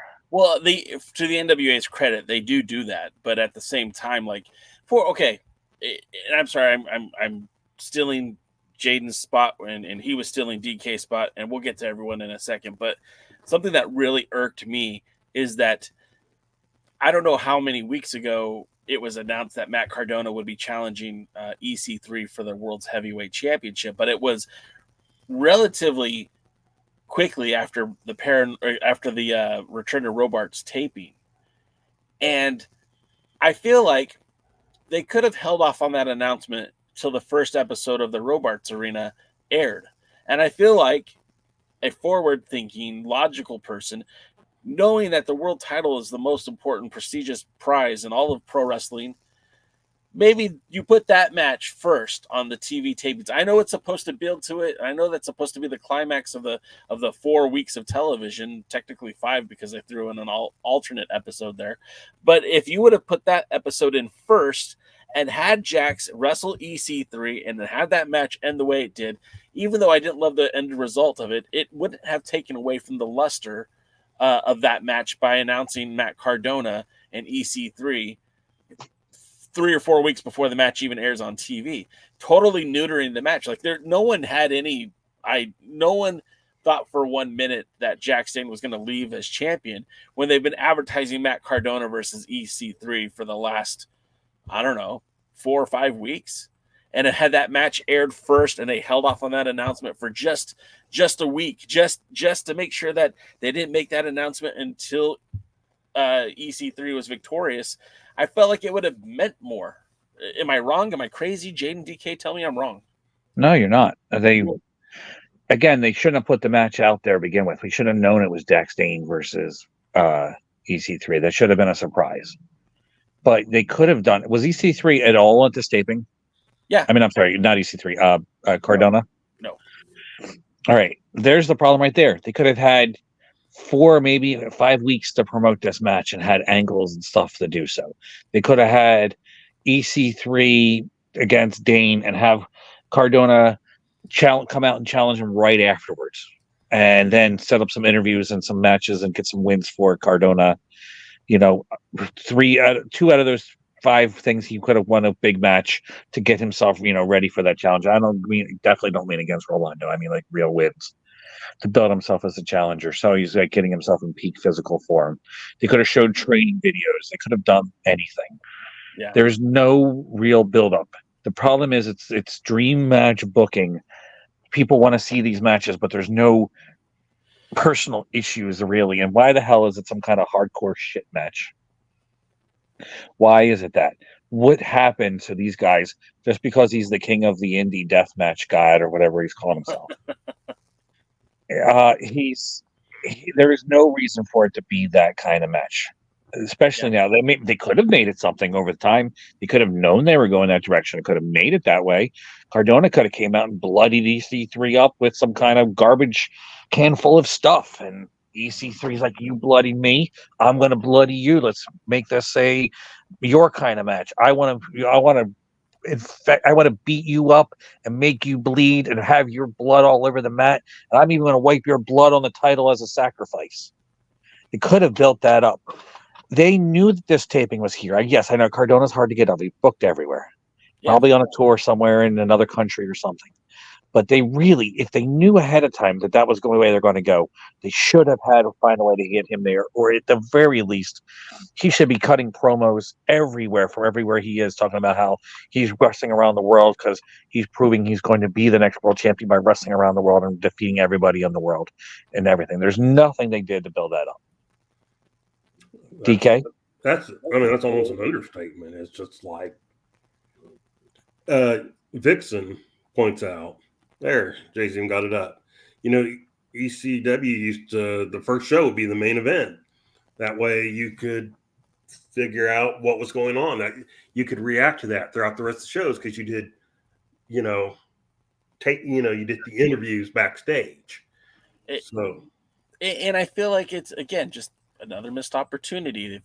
If they would have put a little bit of thought into this, they could have had the Cardona promo air on Power. They could have, it could have happened right after the match was over. It's like, oh, hey, all right, guys. Well, thanks for tuning in. We'll see.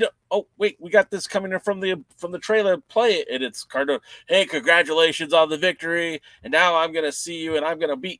We could have done something like that, and it would have built it up. It would have made it more meaningful. It's still what they did was they neutered the Jack Stain match, and I get it. He hasn't been presented as a legitimate threat to EC3. This was a great match, and I don't want to poo-poo on the whole thing because I thought he did a great job. I thought the match was really good, actually. And I was impressed by EC3 working with a guy like Jack Stain.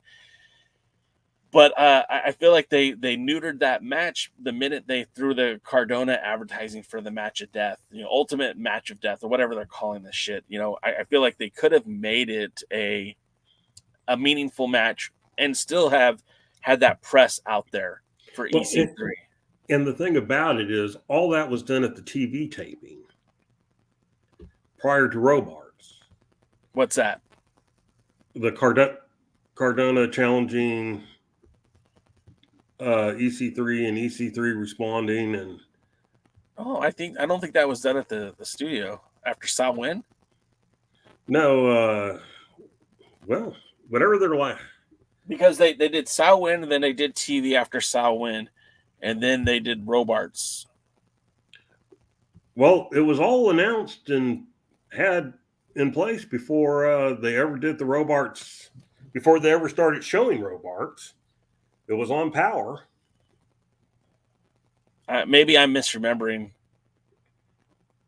Anybody out there remember? Because I'll admit that I'm missed some of the powers and everything like that, especially towards the end. So the first episode of but the point I'm trying to make is before they even went to Robarts, they were already Robarts was probably over, but they had already taped all that stuff before they went to Robarts. We just didn't see it until Robarts was over. Okay. So just real quick, I want to bring something else up. Wait, but just to answer what you had said, like I just Googled Matt Cardona challenge EC3, and the video was released 3 weeks ago. That Cardona is challenging EC3 from his what looks like his gym, because I see like the US title, the WWF Intercontinental title. So I don't think it necessarily aired on Power, but again, it aired 3 weeks ago.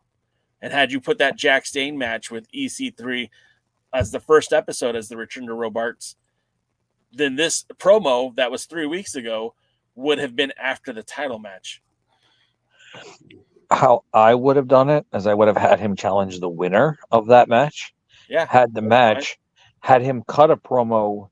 If they knew that was the direction they were going in, had him cut a promo and played on the Titantron or whatever they have, the Pumpkintron, and have him challenge him. Great win. That was a good match. You're a champion, but you never beat the former champion. I never lost that belt. Now I'm looking to regain it. And then they could have started something. Even if he wasn't there, they could have done something. I 100% agree with you. And I just feel like the fact that they announced the match before the Jack's EC3 match, I feel like you neutered the match. Like at that point, why should I care about this match? You already told me who's going to be champion when the match is over.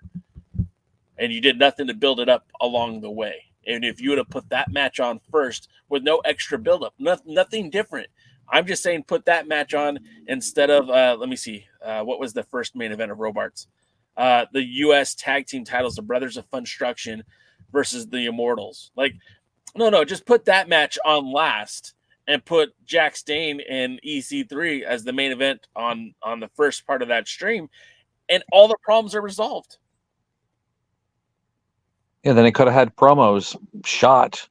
Could have asked Cardona, show me 4 promos. We'll put one on every week. EC3 could have shot a promo, quote unquote, backstage. Yeah, Core give you 3,000. that's the name of the TV Tron, the Cork Yeah. of You. Pumpkintron, I like that better. We'll keep throwing the things at the wall, see what sticks. Okay, so they botched that too. But let's get back to what DK, what you were trying to say there before we all jumped on top of you. Well, I was just going to say that however it was done wrong, of course, because, I find it interesting that they used to tape TV on Sunday and they would have a new Tuesday show out. Yeah. And, they can't do, and it seems like that's what you do with something like Robarts or something like with Paranoia or any of those things. And by the way, this is one of those small things, but I think, like Rolando? Yes. But I think it makes a difference, unlike Rolando. Shit. If you're going to put a match that's 60 minutes, 60-minute time limit, start the show with it. Let people wonder how long it's going to last. Sure. Will it last the whole hour? Will it last? And the same thing, if you got a 30-minute, time limit match coming up, well, make sure it starts, 30 minutes away from the end. So that we can sit there and go, well, we'll see the whole thing, or, even if it lasts an hour. I want to hear Joe Galley just one time say, sorry, fans, we're not able to show the rest of the show. Tune in Saturday. It'll be on YouTube. Something. But it's just like, we talked about that in the first what was that Dave Marquez pay-per-view things he did? Primetime Live. Primetime Live. But, one of the things we noted was that by the time they got to the Mike Bennett, Nick Aldis thing, there was like 15 minutes left. Yeah. Well, look, and Dave will tell you they went over on a lot. Some of that stuff was not supposed to happen the way it did. And that's kind of the problem with having a live TV is, if people are taking liberty with the time, you only have so much time to present the show. And that's fine. And I understand that to a point. But if you sit there and go, you know what? I mean, I would literally start I'm putting my main event on here, with an hour or 45 minutes or something like that. And we can put another match on behind it if we have to. But if people go long, that match is still going and other people are going to lose out, and you guys can fight amongst yourselves in the back, behind a closed door if you want. But, somebody taped Dennis Carluzzo one time doing a locker room thing before his show started. Yeah, I saw that one. Have you heard it? Yeah. Where I'll leave out all the cuss words. So, and no, but he basically told them that when time was up, if they weren't done, he was going to go out there and ring the effing bell, and they were going to be in a world of trouble. No trying to get your shit in. No, I got to do this, and this before. If I've given you 5 minutes, you got 5 minutes. So real quick, going back to that first episode of Primetime Live that was in Long Beach Studios. In fact, the same Long Beach Studios that they're going to be at this Sunday. I'll be there, and stay tuned to the Alliance Blog social media for content coming from that. They had a dark match. I was there to see that Eli Drake taking on Jordan Cruz. When the show started, it started off with the West Coast Pro Wrestling Heavyweight Champion, Hammerstone, defeating EJ Sparks in a match that took 9 minutes and 25 seconds. Then they had Jordan Clearwater versus Will Allday, prospect out of Booker T's Reality of Wrestling. That match went 7 minutes and 48 seconds. Camille and Heather Monroe went 8 minutes and 15 seconds. You see a theme here. The Hawaiian Lion and the Navajo Warrior, the Tribe, taking on the Wolf Zaddies of Che Cabrera and Tito, Bad Dude Tito, went 9 minutes and 31 seconds. That's the second one. Was that the time limit draw one? Yes. Chris Stick, I think it was a double disqualification. I don't know. No, they rang the bell in the middle of it. It was just like, okay, and everybody was going, what the fuck's going on? Chris Dickinson versus Jordan Cruz, another 5-minute match. Dan Joseph versus Levi Shapiro for the United Wrestling Network television title, 2 minutes and 30 seconds. Why not just cut off the UWN TV, the television title match completely and throw those 2 minutes onto Aldis and Bennett, who only had 9 minutes to work? I don't agree with the way that it went down. I mean, I understand being frustrated. I feel like Nick and Bennett definitely had every right to be frustrated with the end result. But that went awry, definitely. But I thought it was interesting to look back at it. I think the real problem is they try to put too much on. Yeah, no, for sure. They wanted to present it as a night of champions, so they had 3 title matches, which again, I don't think you necessarily needed to do that. But okay, Hammerstone's kind of a draw. I get that. You wanted to have Camille on TV. Okay, I get that as well. So do the Hammerstone, do the Camille match. Chris Dickinson versus Jordan Cruz did not have to happen on that episode. Dan Joseph versus Levi Shapiro definitely didn't have to happen on that show. And if you're going to do a time limit draw at 9 minutes and 31 seconds, how about just not have that match at all? The Hawaiian Lion and Navajo Warrior from Arizona, you didn't fly him in, they drove in. So that's not a big loss there. You know what I mean? And I like those guys. I do. And if I can be nice, nobody cared. Right. I mean, I'm sorry to the guys involved, and I don't mean to be disrespectful, but the reality is nobody really cared whether they had a match or not. It wasn't for a title. It wasn't for anything. Like if that was the first primetime live you ever saw, you don't know the history between Bad Dude Tito and the Tribe. You don't know any of that legacy stuff. And this was your opportunity to put your best foot forward. And I love Dave Marquez. You guys know I consider him a friend. That night, they screwed the pooch. Matthew Underwood notes that and almost all the NWA champs dropped their belts at those tapings. Yeah, well, that was done. Look, Dave Marquez said this on the podcast, so I feel like it's safe for me to say it now. There was a falling out as those tapings were happening between the NWA and the United Wrestling Network. And during that time, Billy was still wanting these matches to happen, but was not dealing with Dave Marquez.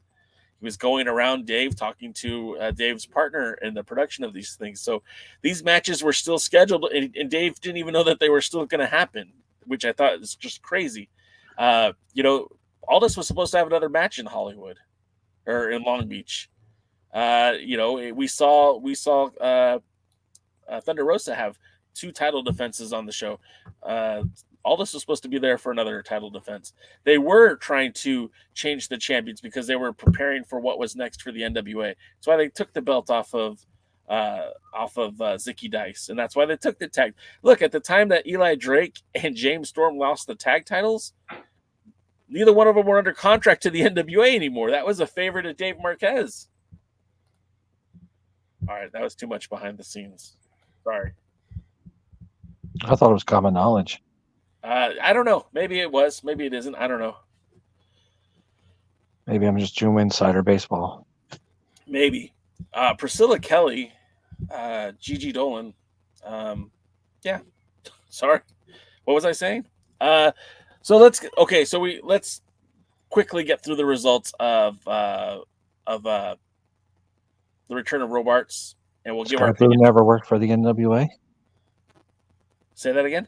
Sky Blue never worked for the NWA. No, she did. I'm just based on a statement that he made. Oh, no, Sky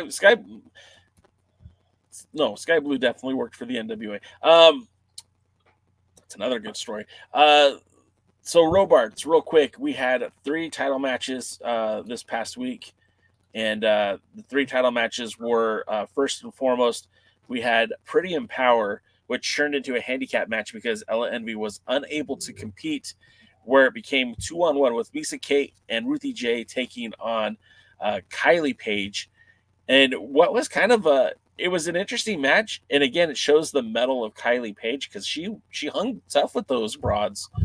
Wait, they don't like being called broads anymore. She hung tough with those chicks.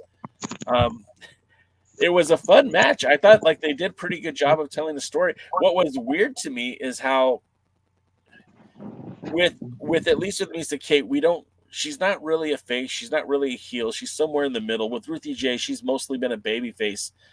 But while they were wrestling against Kylie, it felt like she was very much the tag team was the heel team, and Kylie was kind of wrestling as the face. DKM, did you get that?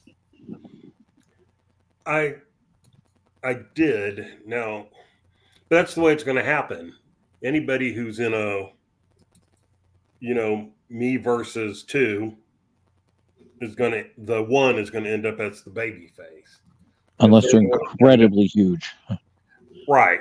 Unless we're talking Bruiser Brody against Al Snow and some other guy I've never seen before.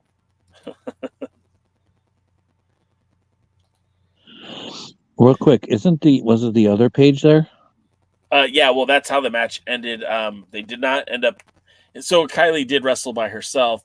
The Pretty Empowered security got involved. Not really like interfering, but they did slide the title in the ring, which caused enough distraction. Ruthie J decided to dive on the members of the security team, and when the belt was slid into the ring, it distracted the referee long enough for Kenzie to come out and hit her cutter on Misa Kate, allowing Kylie to get the pin. The referee kind of realized what had happened after the pinfall, but that's how that match ended. They should have just made her part of the team. It says Pretty Empowered. Aren't they all three Pretty Empowered? Freebird rules? Yes, and I believe the only reason why they didn't do that is because she had a title match next. They could have done that in Angle too. We're like, well, if you're going to wrestle, we're going to make your title match next. Could have been all part of an Angle. Yeah. Sorry, I'm too logical for the NWA. No, you are, but so are we sometimes. Sorry, I'm just trying to answer this message real quick. Is it a good message or a bad message? No, it was a bad message, but I had to answer it regardless. With that being said, then the next matchup for this evening was the title bout between Miss Star and Kenzie Page. Now, this was another weird match because basically both of them are heel. Miss Star has kind of metamorphosis into a heel. It seemed like she was a baby face for the most part, but over the last few weeks has become a lot more heelish. And her taking on Kenzie Page, who is one of the worst heels in the business. She's a cheater. She's a liar. The matchup I thought was pretty good. But again, it's a weird dichotomy when you have two heels going against each other. And then post-match, although Kylie won with her cutter, she feigned an injury during the middle of the match. After the match, she hits her Kenzie cutter on Miss Star. Not after the match. After feigning the injury, she hits the Kenzie cutter, gets the 1-2-3. And then Celeste comes into the ring to attack Kenzie, which was a bad idea because Kenzie was about to mess her up before Miss Star does her famous DDT that she learned from one of her uncles, and then stood above Kylie, with the moral victory. Again, when you put a heel versus a heel in that arena, as someone who has a connection to the history of that arena, I feel like they didn't do Miss Star any favors by having her be heel. DK, what did you think about this match? I don't know why Billy loves heel versus heel. Honestly, the sad thing is women tend to steal matches, but match of the night. But this one didn't really do a lot for me. And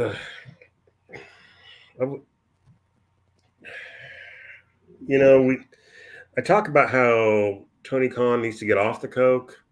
Sometimes I think Billy needs to get on it. And he's trying to some Pepsi. Mix in some lemonade while you're at it. Exactly, something. But it's just, I can't think of anything that keeps fans more down and uninterested than a heel versus heel match. That's not something like a Freebird Devastation Inc. type thing. Yeah. You know, if you're not getting that, then I don't know that you're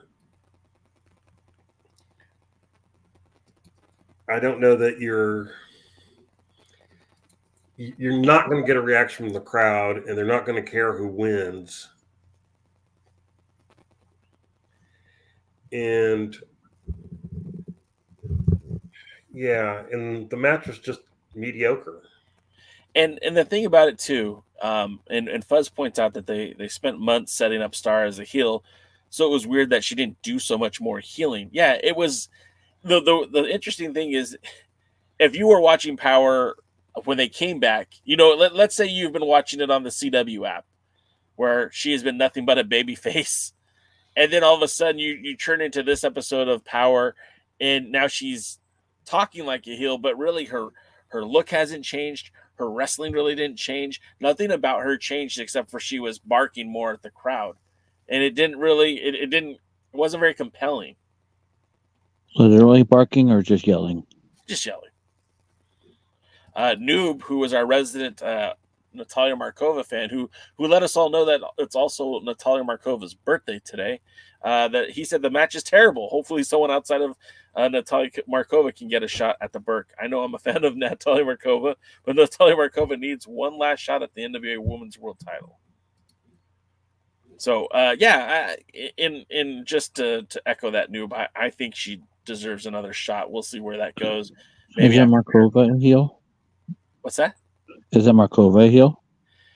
Yeah, for right now, Markova's kind of like a tweener, right? Because she teamed up with Taylor Rising to take on the heel team of Pretty Empowered, where they were unsuccessful to win those tag titles.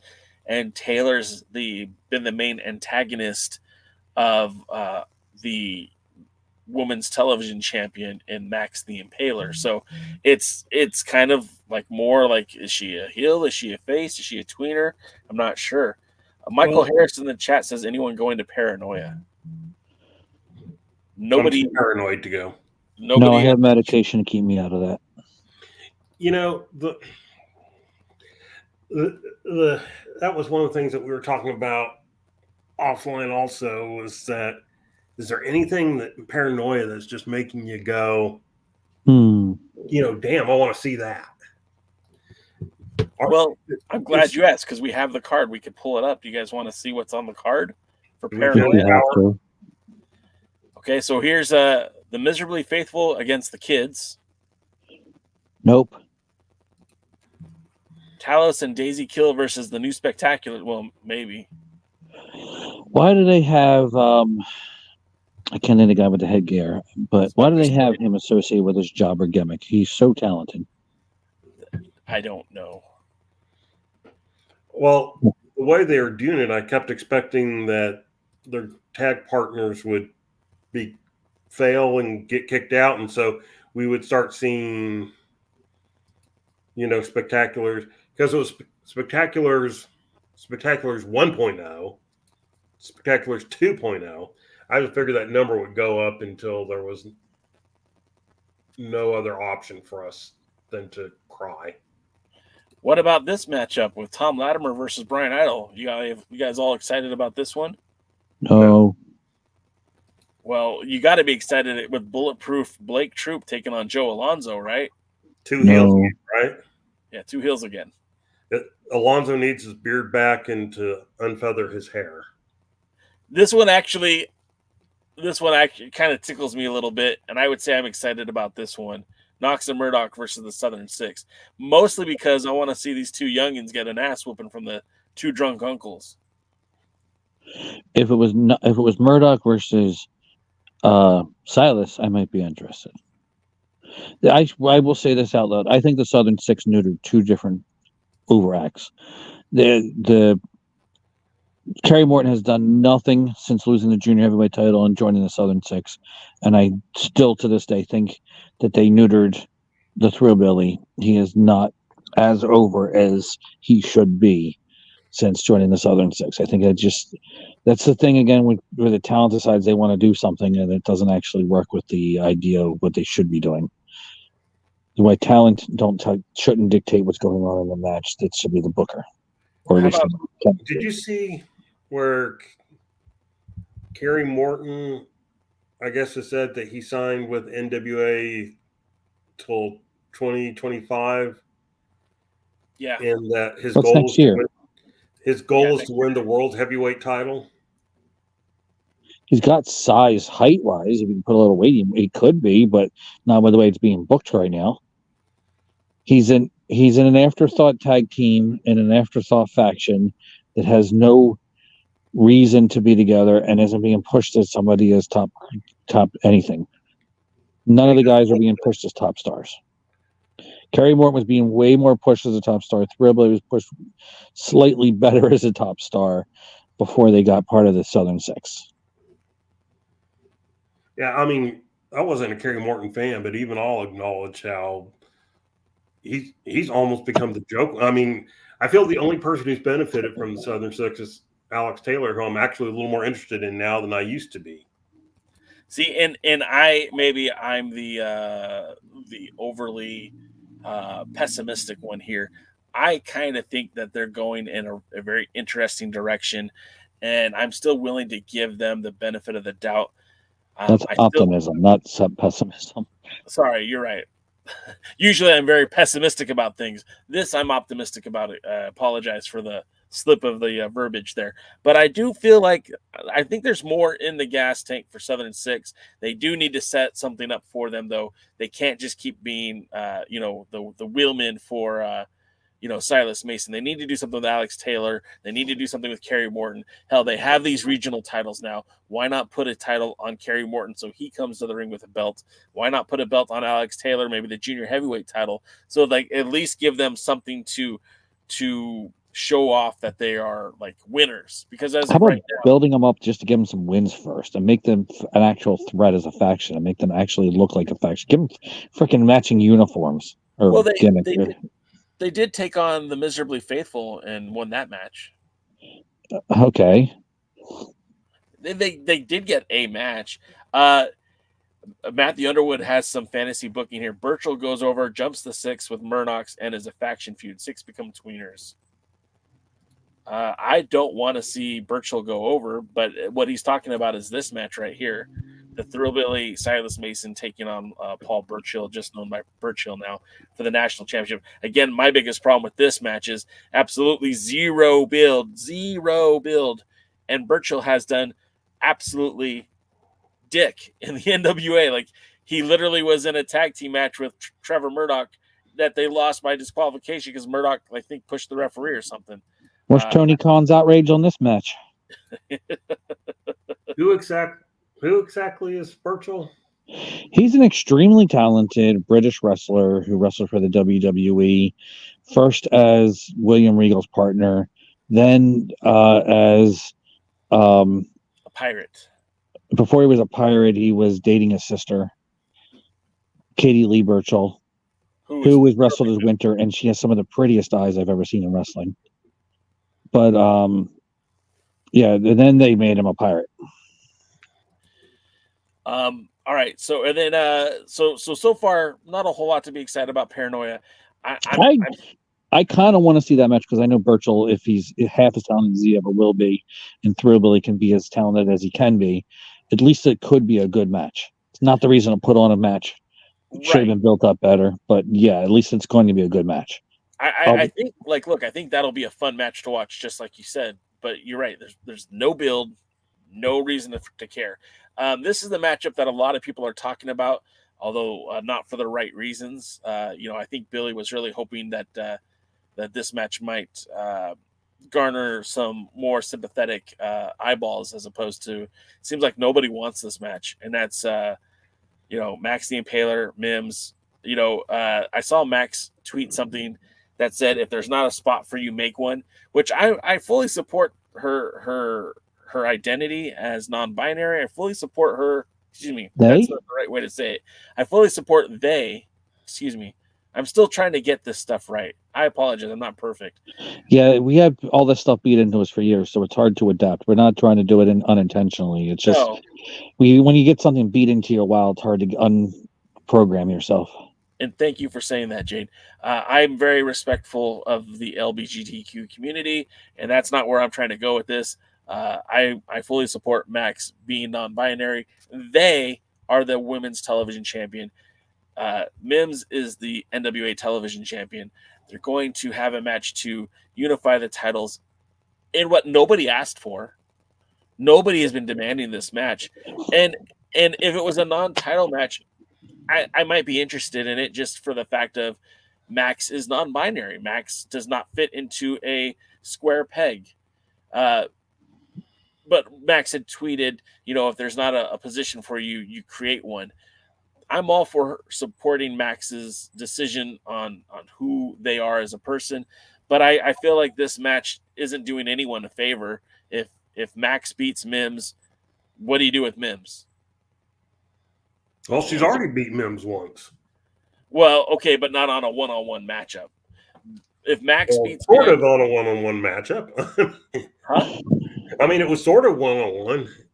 Wasn't that the war match at Samhain? Yeah, but I mean, it's not like it was a. In other words, the two of them wrestled each other. It wasn't a three-way or five-way or anything like that. They were one-on-one in the ring. Whoever won went on to wrestle other people, and whoever lost was done. But they wrestled one-on-one. She pinned him relatively cleanly, I think, if I remember correctly. And Maybe that's why we're getting this match. Well, that's the most. If so, that's the most they've done to build up any championship match in a long time. Even if it wasn't intentional, probably. Yeah, and Fuzz brings up a good point. The problem is what happens after the unification, and that's a whole other can of worms. And if Mims wins, does the women's title go dormant? If Max wins, does Max continue to defend against both genders? Max at this point already has a guaranteed shot at the World Women's Championship if they want to go that route. If Max does not, if Max wins the men's TV title, then Max would have to go through the best of seven, the lucky seven, I should say, on the men's side to get a shot at EC3. Maybe that's what they're building to. Either way, I'm not down with that, and I don't know what they're going to do with it. See, I like Max. Max can be an attraction. Yeah.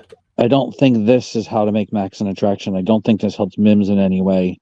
I don't think this helps the NWA anyway. I think this, again, I might be wrong, but it's sure coincidental that this was booked right after he was called out.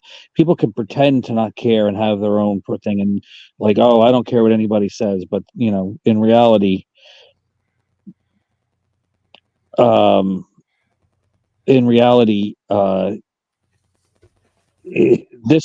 it's way too coincidental that this is coming out when there was no build up for it whatsoever. It's just all randomly dropped. I mean, not that they build up anything, but still. And again, you need to hire Bob the builder. So I mean, that's kind of our rundown of Paranoia. We aren't. I'm not super excited. Now, this is supposed to be what is the first fresh content that's going to air on the CW, and of course, it's highlighted by this main event, which is EC3 versus Matt Cardona in the ultimate match of death. You forgot the tag team matches. Oh, you know what? I didn't have graphics for that. Oh, yeah. Those were also, by the way, tag team match. Blunt Force Trauma defending the tag titles against Jack Stane and Tim Storm. Jack Stane and Tim Storm. The perfect, what do they call it? The perfect event. Do you have a charger? Hold on just a second. So are you was that match actually built up in any way to mean anything? You guys watch this stuff. Well, I mean, I guess they did have a tag team match that they won. when Tim Storm decided that he wasn't doing commentary anymore and was going to go back to wrestling full time. Until the Roberts show, in which he magically ended up back in the commentary desk without any explanation. But now, is there an explanation why he's even teaming with Dane? Like, he just heard him last time.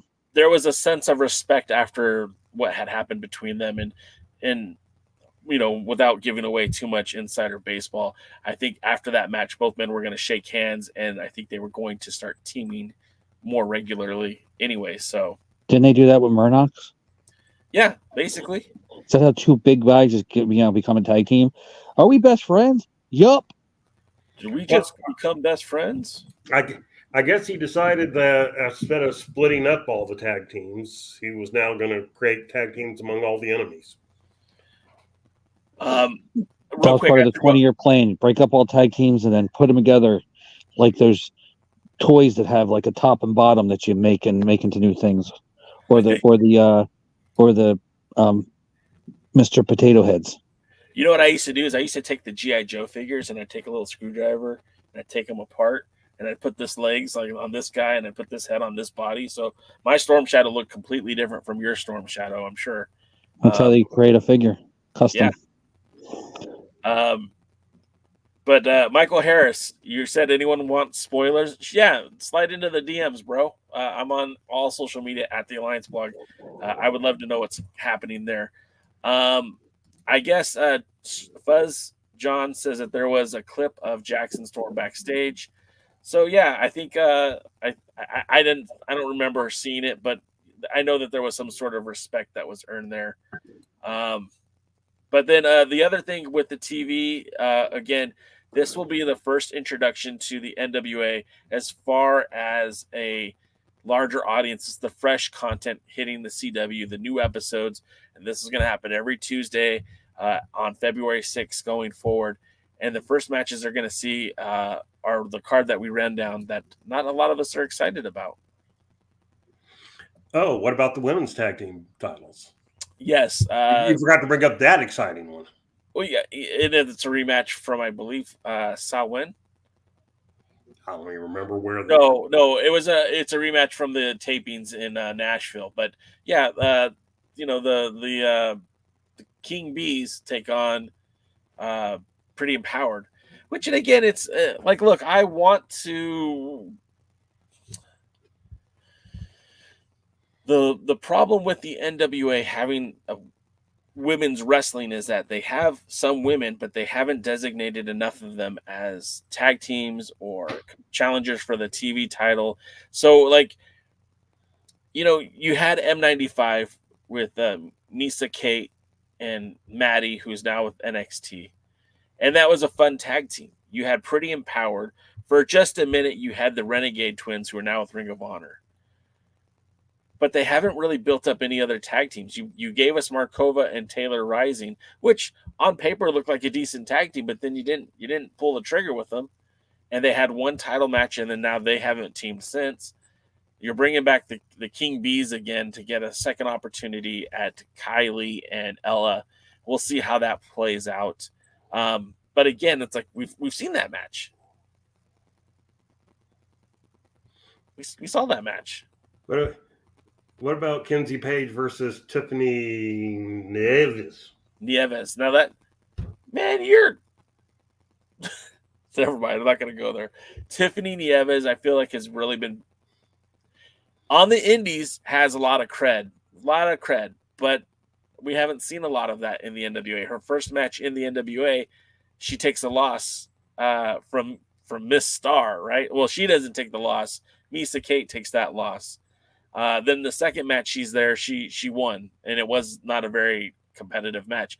Again, why not give this gal opportunities to build herself up? Why not put her in some more matches against Ruthie J, against Misa Kate, against Natalia Markova, and have her actually become a number one contender instead of just throwing matches at her? I feel like, again, with Paranoia, maybe they should have just gone 6-man tag for the women. I know they did that for another match, but there's no reason for the titles to be defended on either side of it. Tiffany Evans hasn't earned it. The King Bees really haven't earned it, so it doesn't make a whole lot of sense yet. Dave Scooby pointed out something that I wanted to get to too. No Max on the CW poster.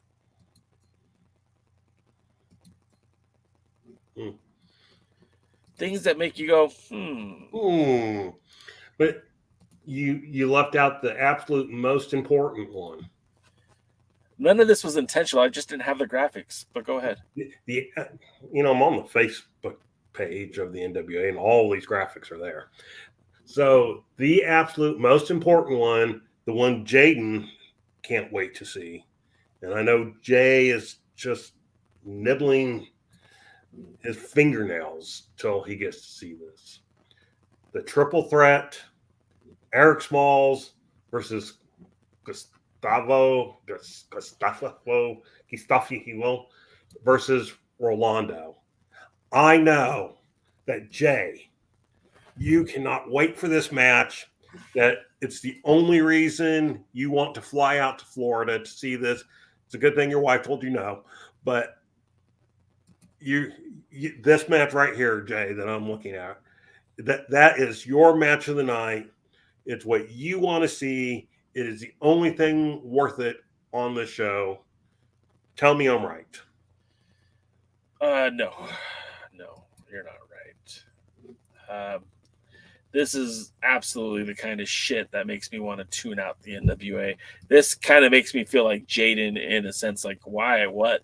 If I had, again, going through Paranoia, I'm not excited about the card, even with the additions, even with Ella Envy and Kylie defending the tag titles, even with Kenzie. Look, I think Kenzie and Tiffany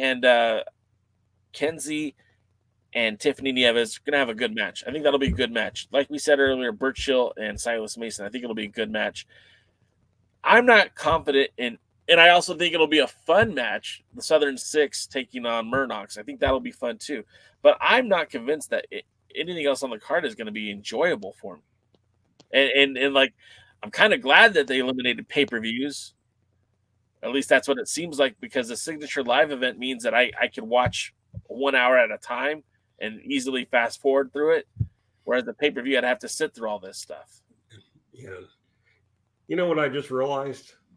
What's that? That the tag team title, breaking a little bit of kayfabe here, but you got 3 well-established Texas-based wrestlers in it. So, by the way, Matthew Underwood has a new name for it. It's the Signature Tape Delay event. Yeah. And the problem is it's so tape delayed. Are you going to care in a month? Right. Again, if they did this and then instead of if they taped this January 13th and they're not showing it till February, the 6th. First episode till February 6th. I mean, Jay, what is that? 3 weeks, 4 weeks? That's 5 weeks. 5 weeks. Yeah. Look, okay, here. Okay, no, it's 4 weeks. Excuse me, it's 4 weeks. I'm looking at a calendar right now. The 13th is a Saturday. The 20th is a Saturday. The 27th is a Saturday. The 6th is a Tuesday. That's 4 weeks later. Because if you go the 13th, the 13th to the 20th is a week. 20th to 27 is a week. 27th to the 3rd is the 3rd week, and then the 6th is a Tuesday after. So, like 3.5 weeks for a premium pre-recorded event. Yeah. So there's a comment on the screen. Michael Harris says, "What about the EC3 versus Matt? You think that will be entertaining?" And I'm going to say this as carefully and as concise as I can. They watered down Matt Cardona so much once he lost the title that he doesn't really interest me. When he came out at 75th and wrestled against Kerry Morton, I was excited, but only because I wanted to see Kerry Morton, wrestle somebody like Matt Cardona and get the victory. I'm not a big fan of Cardona. I never have been. He was okay as world champion, but of course, injury derailed a lot of their plans. What I wanted to see with EC3 and Matt Cardona is a solid match. I wish it was just a straight up one-on-one match. What I'm afraid we're going to see is more of the same bullshit that we get with EC3. Remember when EC3 came to the NWA? DK, you and I were there.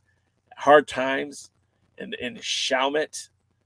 and it was just awful. It was terrible. And we were looking at seeing this really good match with EC3, who's a known commodity in the world of professional wrestling, taking our Tom Latimer, who remember when how Kevin used to love Tom Latimer so much and would talk him up, and this was like a good opportunity for those two to face each other. You're like, hey, this is a very exciting match. We know that the main event's going to suck because, well, it's Trevor Murdoch and it's Matt Cardona and it's Tyrus. So like, there's not going to be a good match there. So this match between EC3 and Tom Latimer is supposed to be killer, and they talked in the middle of the match. And it was just god-awful terrible. And I don't know what EC3 we're going to get at Paranoia. If you get the EC3 who wrestled Tyrus, who really put his heart and soul into it, yeah, I think it'll be a good match. If you get the EC3 who wrestled Jack Stain on the last episode of Powerrr, it'll be a good match. But if it's a weapons match, there's so many like unknowns. I don't know, man. Michael, I hope it's a good match, but I'm not going to hold my breath for it. Well, the problem with death matches, they're almost by definition not good. Yeah. Because they don't use wrestling skill. That's not the purpose behind that match. So I have a hard time believing that it'll be that good. But anyway, we're running late. So. One last thing, and then we'll call it a night. Vixen says the pay-per-views are gone. What it looks like, if you go to fight, there's no longer an NWA channel. It's gone.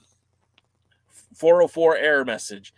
I believe that, I don't have an exact date, but I believe on the first of the year, the deals that the NWA and Fight had previously had expired. That's an assumption. That's not fact. I don't know that for certain. But as of January 5th, when I stumbled onto the Fight channel, now Triller, to see, to go back and watch some of the NWA pay-per-views, they were all gone. Every pay-per-view that I paid money for, that DK paid for, that you paid for, all gone. It's another very frustrating point with the NWA. When we bought these pay-per-views, we were told unlimited replays. That's not the case. And so now that all that content is gone, that's very frustrating as a fan. But yeah, after that, now that the NWA going forward is going to be on CW, it looks like they've stepped away from the term pay-per-view and have slid in the term signature live event. So I don't think we're going to see any more pay-per-views. So that's... In other words, nobody was paying to see it. Well, I mean, look, let's just do a little hypothetical math real quick, and then we'll be gone. But if they're getting paid maybe $5,000 an episode, which I think is low from CW, but if that's what they're getting paid per episode of Powerrr, they're making somewhere like $260,000 a year. If the rumors are true that they did 230 buys for Sa Win, and that was said to be one of the more well-received pay-per-views. If they only had 230 buys at $25 a pop, what's that? About another $5,000. So they're making, in theory, they could be making more per episode on CW than they can on pay-per-view. I feel like that's just it's so much a better move for the NWA to do premium live events. But I do feel like it's messing up their the fan base, because the fan base wanted pay-per-views. At least that's my observation. All 200 of them. Yeah. We had 20 people in the chat at one point on this video, so we were 10%. But hey, we're going to wrap it up. I know DKM had to take off. He's going to come back and say goodbye. But we will be here next week. Of course, right now we have polls open at alliance-wrestling.com. We're currently taking votes for your 2023 most outstanding wrestler, which means who is basically what was your biggest draw for the NWA. Secondly, right now we have your wrestler of the male wrestler of the year for 2023. We'll also have the female wrestler of the year. We'll have tag team of the year. And I think there's a few more that'll go up as well. But make sure you're visiting alliance-wrestling.com and getting on the socials where you can see the voting. Make sure you help us declare who is the top of the NWA for 2023. Jaden, I know that your work with Dangerous Adrenaline Wrestling Gladiator never ends. What can you tell us about the next event? Well, I can tell you right now that the Dangerous Adrenaline Wrestling Gladiators Heavyweight Championship will be on the line, as current champion Justin Adams will defend against former champion, the guy who never lost that belt, Breaker Morant, at a MAWA, Mid-Atlantic Wrestling Alliance event in Lindenwold, New Jersey at their VFW. It will be on Saturday night, February 3rd, and it will be at the VFW in Lindenwold, New Jersey. MAWA, Mid-Atlantic Wrestling Alliance. Other wrestlers you may recognize, like Patch, will be there. Vinny the Fixer will be there. And they're going to have a tag team, I believe a tournament or something for the Crown New Tag Team Champions from MAWA also. So you get to see at least 2 championship matches. Plus, I believe, I'm not sure if it's announced yet, but I believe Vinny the Fixer will be defending the Mid-Atlantic Wrestling Alliance Championship also. So there's at least 3 championship matches on the card. Dude, you can come see. Tickets are $20. Make sure you come check it out. Again, Breaker Morant getting his rematch, making his Rocky Balboa-like comeback. You know, he hurt himself and he was out. He was probably going to be retired. But it's not how hard you get knocked down. It's how hard you get up and start swinging and how much fight you have coming back. And that's what Breaker right now is showing out there. He's got that eye of the tiger. He's looking to knock down the champ and regain the gold. He never lost, be the first 2-time dog champion in history. So that's going to be something you get to see on February 3rd in Lindenwold, New Jersey at the Lindenwold VFW. Also, I know that the winner of that match will defend the championship in one of the 2 upcoming events for Rowan. First one's Rowan University, which is Thursday night, very deep night, April 11th at the by DK at the Rowan University, the pit in Rowan University. Already scheduled is Dangerous Adrenaline Wrestling Gladiator Heavyweight Champion right now. Both Breaker Morant and Justin Adams are scheduled, but one of them will be champion, one will not. You'll also see current World Wrestling Grand Prix Heavyweight Champion Chris Steeler, Dangerous Adrenaline Wrestling Gladiators Tag Team Champions, the Old School Empire of Patch and Vinny the Fixer. Maybe by then, though, I don't know if they're in the tag tournament, but it'd be cool if they're the MAWA Tag Team Champs too. Yeah. You also get to see other great stars, and of course Daredevil Dave Dahl. So you get to see that in action. And then on Wednesday morning, yeah. April the 25th at the Rowan College in Burlington County. That's a Thursday. There will again, Dog will be coming back. And Thursday? Okay, yeah. Thursday. Yeah, it is Thursday. Thursday, the 25th of April. The Dog will be coming back to the Rowan College of Burlington County. That'll be free to all Rowan College RCBC students. And that will currently feature former WWE superstar Ricardo Rodriguez, former WWE and OVW superstar Ting Tolan, and a guy who's wrestled just about everywhere, and a favorite of the NWA and a favorite of the channels, Rhett Titus. Plus, you'll see WWGP Heavyweight Champion Chris Steeler will defend. I believe the the Dog Championship will be on the line. Whoever either champion is, I believe both wrestlers are scheduled. And you'll see Patch and Vinny the Fixer of the Old School Empire, and Goldie from the Monster Factory. And, you've seen him all over wrestling right now, wrestling everywhere. And a lot of great wrestling stars. And of course, Daredevil Dave Dahl will be there. It never gets old. All right. Well, cool. That sounds like there's a lot of good stuff going on for Dog coming up in the new year. Well, I guess it's the current year. So make sure you guys go follow Dangerous Adrenaline Wrestling Gladiators. They're on YouTube. They're part of our what is it called? I don't even remember. But they're part of our followed channels on our channel. Go give them a follow if you enjoy good wrestling, period. If you enjoy good wrestling. Or if you enjoyed bad wrestling and watching Daredevil Dave Dahl wrestle. Well, yeah, I mean, there's that too. But we'll be back on Tuesday for the next pre-party. Oh, this weekend, Saturday night, I will be at a Lucha Libre event in the United States for a change with the Masked Republic. Make sure you're tuned into the Alliance blog to see pictures and videos from that event, as well as I'll be at the Thunder Studios down in Long Beach for the United Wrestling Network's a return with Championship Wrestling and Derby City tapings taking place on Sunday.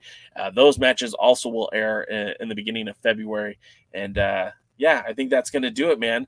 Jaden, thank you so much for being here for DKM. My name is J. Cal, and we are going to call it a night here. We'll see you as soon as I get the video ready. We'll see you soon at the matches. Thanks for joining the stream. This has been a presentation of Alliance-Wrestling.com. We genuinely appreciate your support. Would you consider subscribing so you'll never miss a future episode? I'd also like to remind you we do a live stream every Tuesday at 5 p.m. before NWA Powerrr. You can find us on social media at the